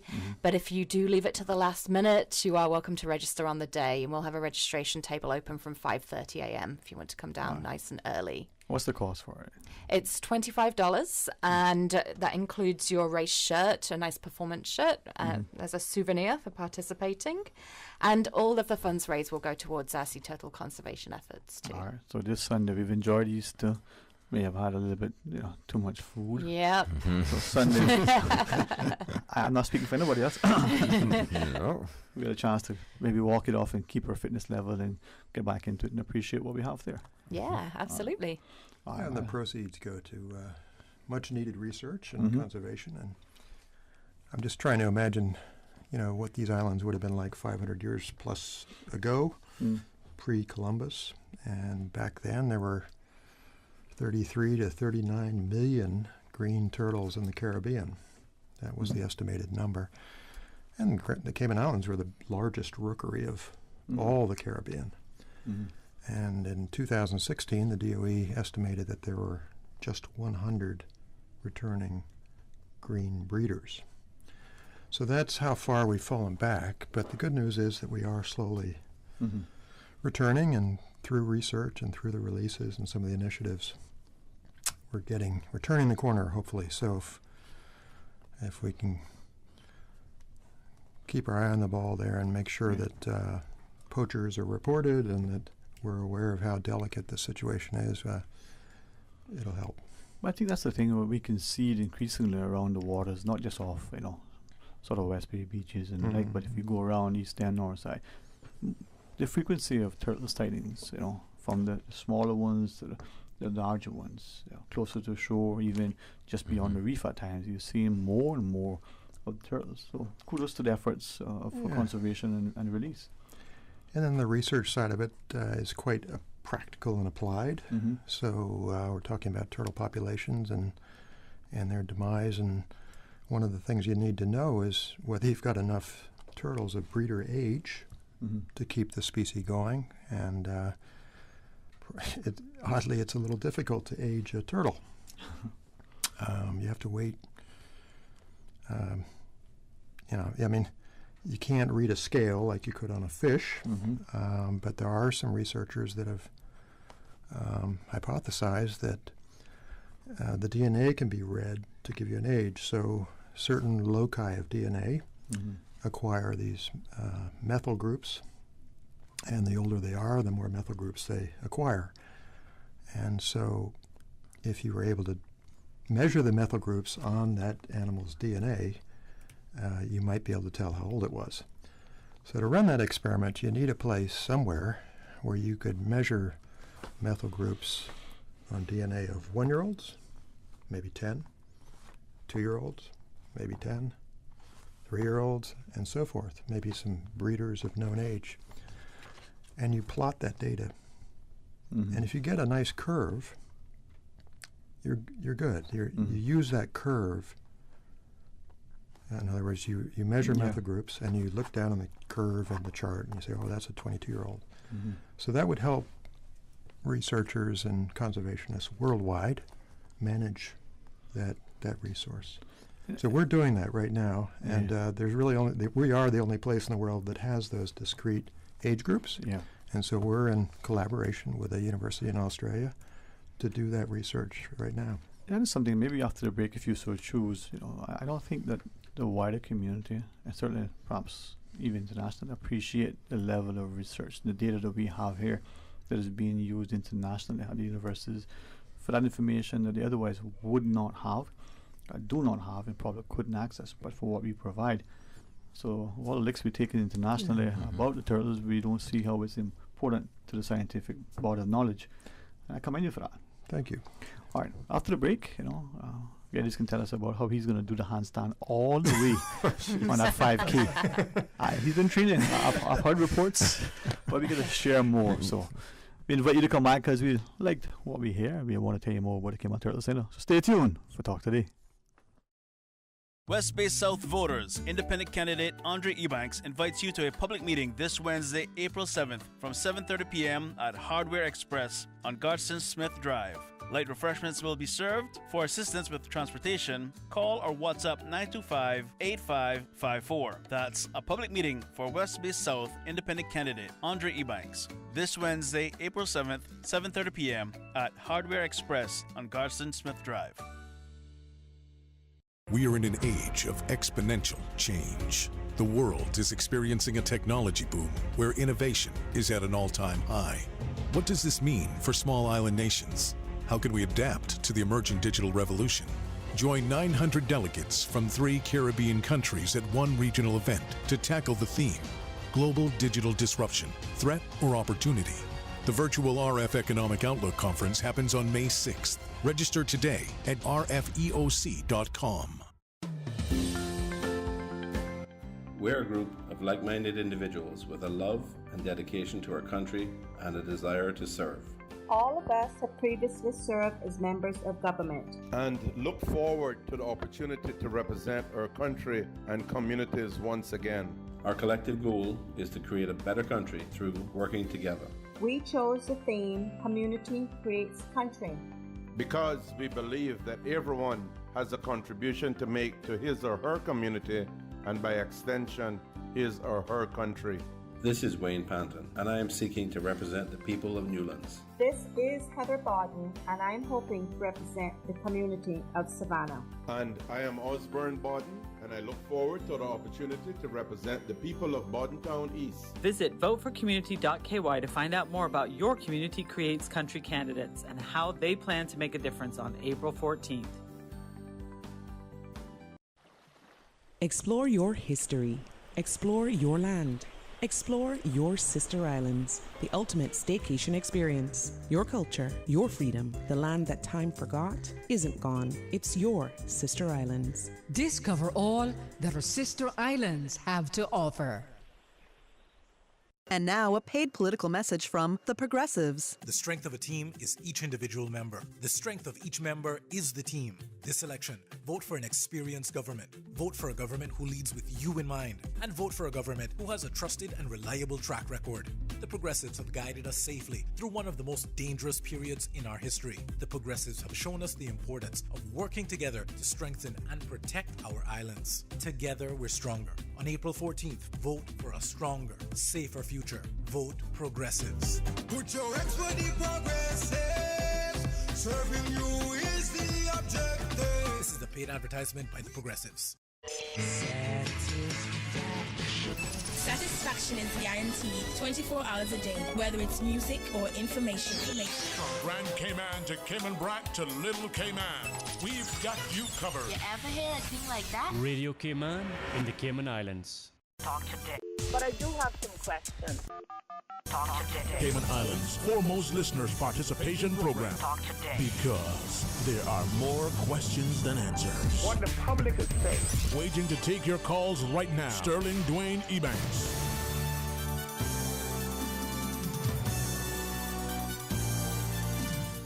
Hey, good afternoon. Welcome back. Thanks for joining us as we invite you to be a part of the discussion for the Cayman Turtle Conservation and Education Center. In particular, a reminder to join us on the walk. You know, the Turtle Crawl 5K walk run this Sunday, 6 a.m. Starting at the Turtle Center, heading up to the West Bay, launching out the dock there and back. In the studio, we have the marketing manager, Ms. Natalie Porter. We also have Dr. Walter Mustin, the Chief Research and Conservation Officer, together with the curator for terrestrial exhibits and education programs, none other than the one that is Hislop. The chief instigator. Sorry. Gentlemen, lady, we do have a caller online. Let's quickly go to our phones. Hey, good afternoon. Thanks for sharing with us. Good afternoon to you, Sterling Green. Good afternoon, sir. How are you? Just fine. Happy Easter to everyone. You. Blessed Easter to you, sir. Yes, sir. You and your distinguished guest. You spoke a while ago about mariculture. That's a different the system then, it was strictly based on the turtles, what they're doing with them and so forth. And it was a commercial thing, and there was a lot of research done then, thousands of pages of research. I don't know whether it has been lost or it's still there by many of the famous marine biologists throughout the world, and it took quite a while for us to decide on the right kind of feed. It took quite a while to determine on master mix. Eventually, they got the feed that they used for years after, but probably still using the same formula. Maybe it's different now. I have no idea. Of course, we had a lot of turtles then. So they weighing them, they'd weigh a whole big steel basket of them. It had a huge scale. Used to work at that too. And they weighed maybe 10, 15, 20 at a time. And they knew the age groups that they were weighing. So they're 4-year-old or 5, 6-year-old, and they'd release them back in the same tank, and it would be noted so they could average out what this 10 weighed, and so you knew the weight of the steel. And the big ones, we could weigh the females. I remember thinking about it, had one female here, she weighed over 700 pounds, or sea turtle we call it in lingo. And Donnelly McLean was the only person I remember who could turn her over by himself. He just turn her over and wear her and stuff like that. But I just wondered if they still have any of all that research that we did. It was quite intense research that was done. I know that for a fact. But of course, like I said, we had a lot more turtle. The concentration was on getting them the breeding age. We brought eggs here from other places. I won't bother to go into that. But and the shells from the dead. This has always been a thought on my mind, because the shells from the dead ones, they were encouraging people the other day, not too long ago, to buy them, you know, and it makes a beautiful ornament for your walls and the offices of the high-paid people in the financial world. It makes a good gift, and it would be a good amount of money contributing in the coffers there for the turtle farm. Are they still selling the shells, or you're not doing that anymore? All right. Well, fair enough question. I'm not sure exactly how that would play out. Doc? They would be fixed up and sold, and people could sell them, you know. Yes, sir. Here, I mean, locally, we can't export it anymore because the agreements we made, but they would encourage people to have them, and they would make a good gift and for somebody's wall in their homes or their offices and so forth. They used to do it. I don't know if you're still doing it now, because that's not too long ago. They were right. I just wonder if that's still on the... Yes, sir. Well, thanks for that. Thanks very much, Dr. Mustin. Yeah, we're not currently curing and treating and preparing the shells as they used to, but we're still doing the research, and the good work that you referred to, I think, would have been credited to Dr. Fern and Jim Wood, and they did some fantastic research that was shared with the public and published, peer-reviewed. I refer to them still to this day. The diet is something that Jim worked meticulously with, identifying the essential amino acids that are required by reptiles like these turtles.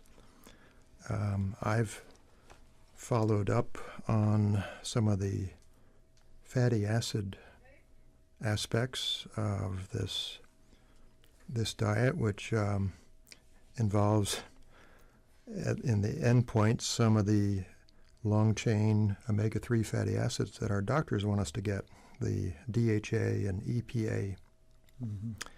And one of the things that we've learned recently is that the lowly turtle grass, the Thalassia testudinum, is full of a omega-3 fatty acid that can be elongated into the essential EPA and DHA fatty acids.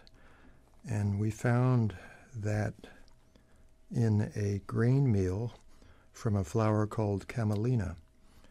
Camelina was grown in Eastern Europe for lamp oil hundreds of years ago. And it's now grown commercially in Montana and Saskatchewan as a grain oil source, and specifically of the omega-3s. So carrying on from Jim Wood's work, we've modified his diet and brought the EPA levels in the turtle lipids to a level that's comparable with those found in wild eggs. So we think that that's an important step toward embryo health and development. But I'm just rarely impressed with the body and breadth of the work that he and others did. So it's been a pleasure going through his work and trying to add to it.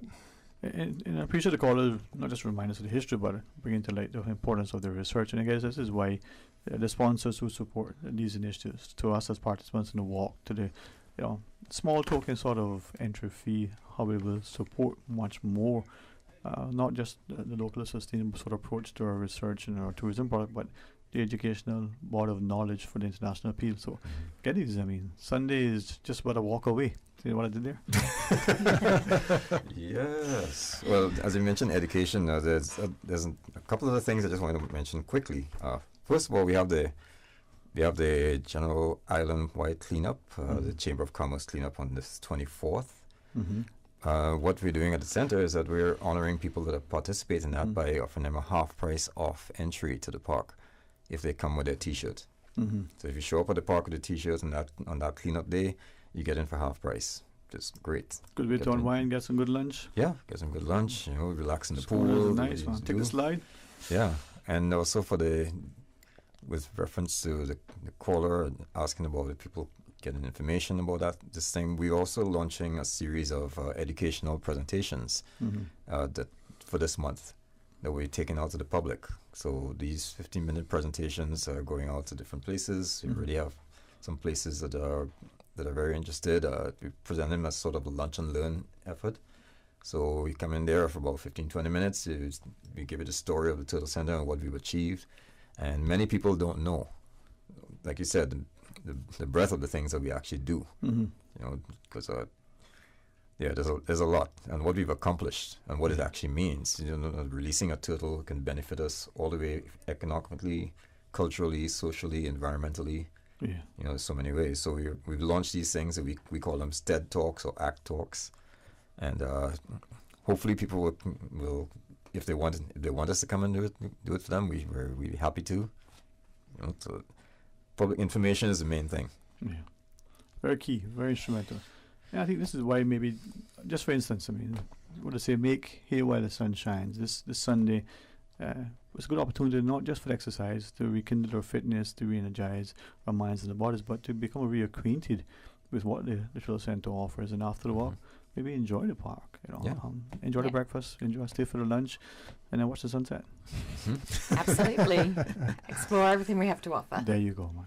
So we can get registered easily on turtlecrawl.ky. Absolutely. You can log on to turtlecrawl.ky. All of the information is there, and you can complete your registration online. And I just wanted to take a moment to say a special thank you to our sponsors for their support on Sunday. They really help us to do what we do, and I'm really grateful for them for backing this first event. So we have HSM, Rotary Central, our friends here at Radio Cayman, thank you very much, along with Gatorade and Janet Jarcho Photography, our official photographer. And from the research to reminiscing, from the idea of promoting to the public education. It's been a part of our history, and it's for us to embrace it and celebrate it, but make sure that it's sustainable as we continue. So, awesome stuff, man. Absolutely. Thank you. All right. Well, thank you all very much. Now, any sort of maybe closing thoughts, Walt, if you want to start first, and then, of course, we'll continue as we go around the table. Well, I can't help but mention a little more research. So 90% of the green sea turtles that are coming up on the beaches wild are related to the Cayman Turtle Center. That was our most recent discovery. So head-starting that process of releasing larger turtles with a better chance of survival works. Yeah, it's amazing. We've seen it really, starting to take course. Yeah. It is. Yeah. Well, my aspect from the educational side is I want to try and get this information out to as many people as I can, because, like you said, it's not just for West Bay. This is something that the whole Cayman Islands can be proud of. Exactly. And I think more people that know what we have and what we, the standard that we've attained, and we're just we stand up there with the rest of them and the rest of the world in this tiny island. So we want more people to know and more people to be proud of what we have. Mm-hmm. So feel free to come and visit. Give us a call. We'd be happy to come out and talk to you guys and do presentations. Yeah, there's a lot more than what you think. Yeah, it may be located on that end of the island, but it's for the whole country. And I think Sunday as maybe an introduction through a walk run, or it may be just a reminder. Ms. Natalie? Yeah, absolutely. Just to share with people that we have a lot going on, a lot coming up. This month we're celebrating Earth Month, but there's plenty happening all the time. And the best way to keep up to date with everything that is going on at Cayman Turtle Centre is through our social media channels. So you can find us on Facebook, Instagram and Twitter, and also visit our website at turtle.ky, where you'll find all of the information on how to plan your adventure or some of the conservation education projects we have going on. All right, thank you very much, and continue the great works. I know it's not, with a sense of public gratitude, a space to escape at times, but a place to be reminded of, what is strong, seafaring, maritime heritage, from the days of the catboats going to the Miskito Keys, to the Christmas dinners and the New Year lunches, to the weddings, whether it's on the plate or whether it's in the public domain. It's all turtle. Yes. Have a great week. Enjoy yourselves. Thank you so much. God's willing, we'll see you this Sunday, April the 11th, 6 a.m. at the Turtle Centre. Yeah. For the 5K walk around. All right. We'll pause and take a break, but stay tuned. DJ Lynn will keep you enjoying the wonderful music. And then God's willing, you join Mr. Art in the morning for the record. Come back for Talk Today right after the midday news and midday meditation. Until then, be blessed. Talk Today is brought to you by Subway, open 24 hours in Countryside, Anderson Square in Georgetown, and Centennial Towers in West Bay. And by the Ministry of District Administration, Tourism and Transport. Explore your history, explore your land, explore your sister islands. And Savannah Pharmacy in Countryside Shopping Village, convenient opening hours including Sundays and holidays. And Royal Fidelity Bank and Trust, money at work.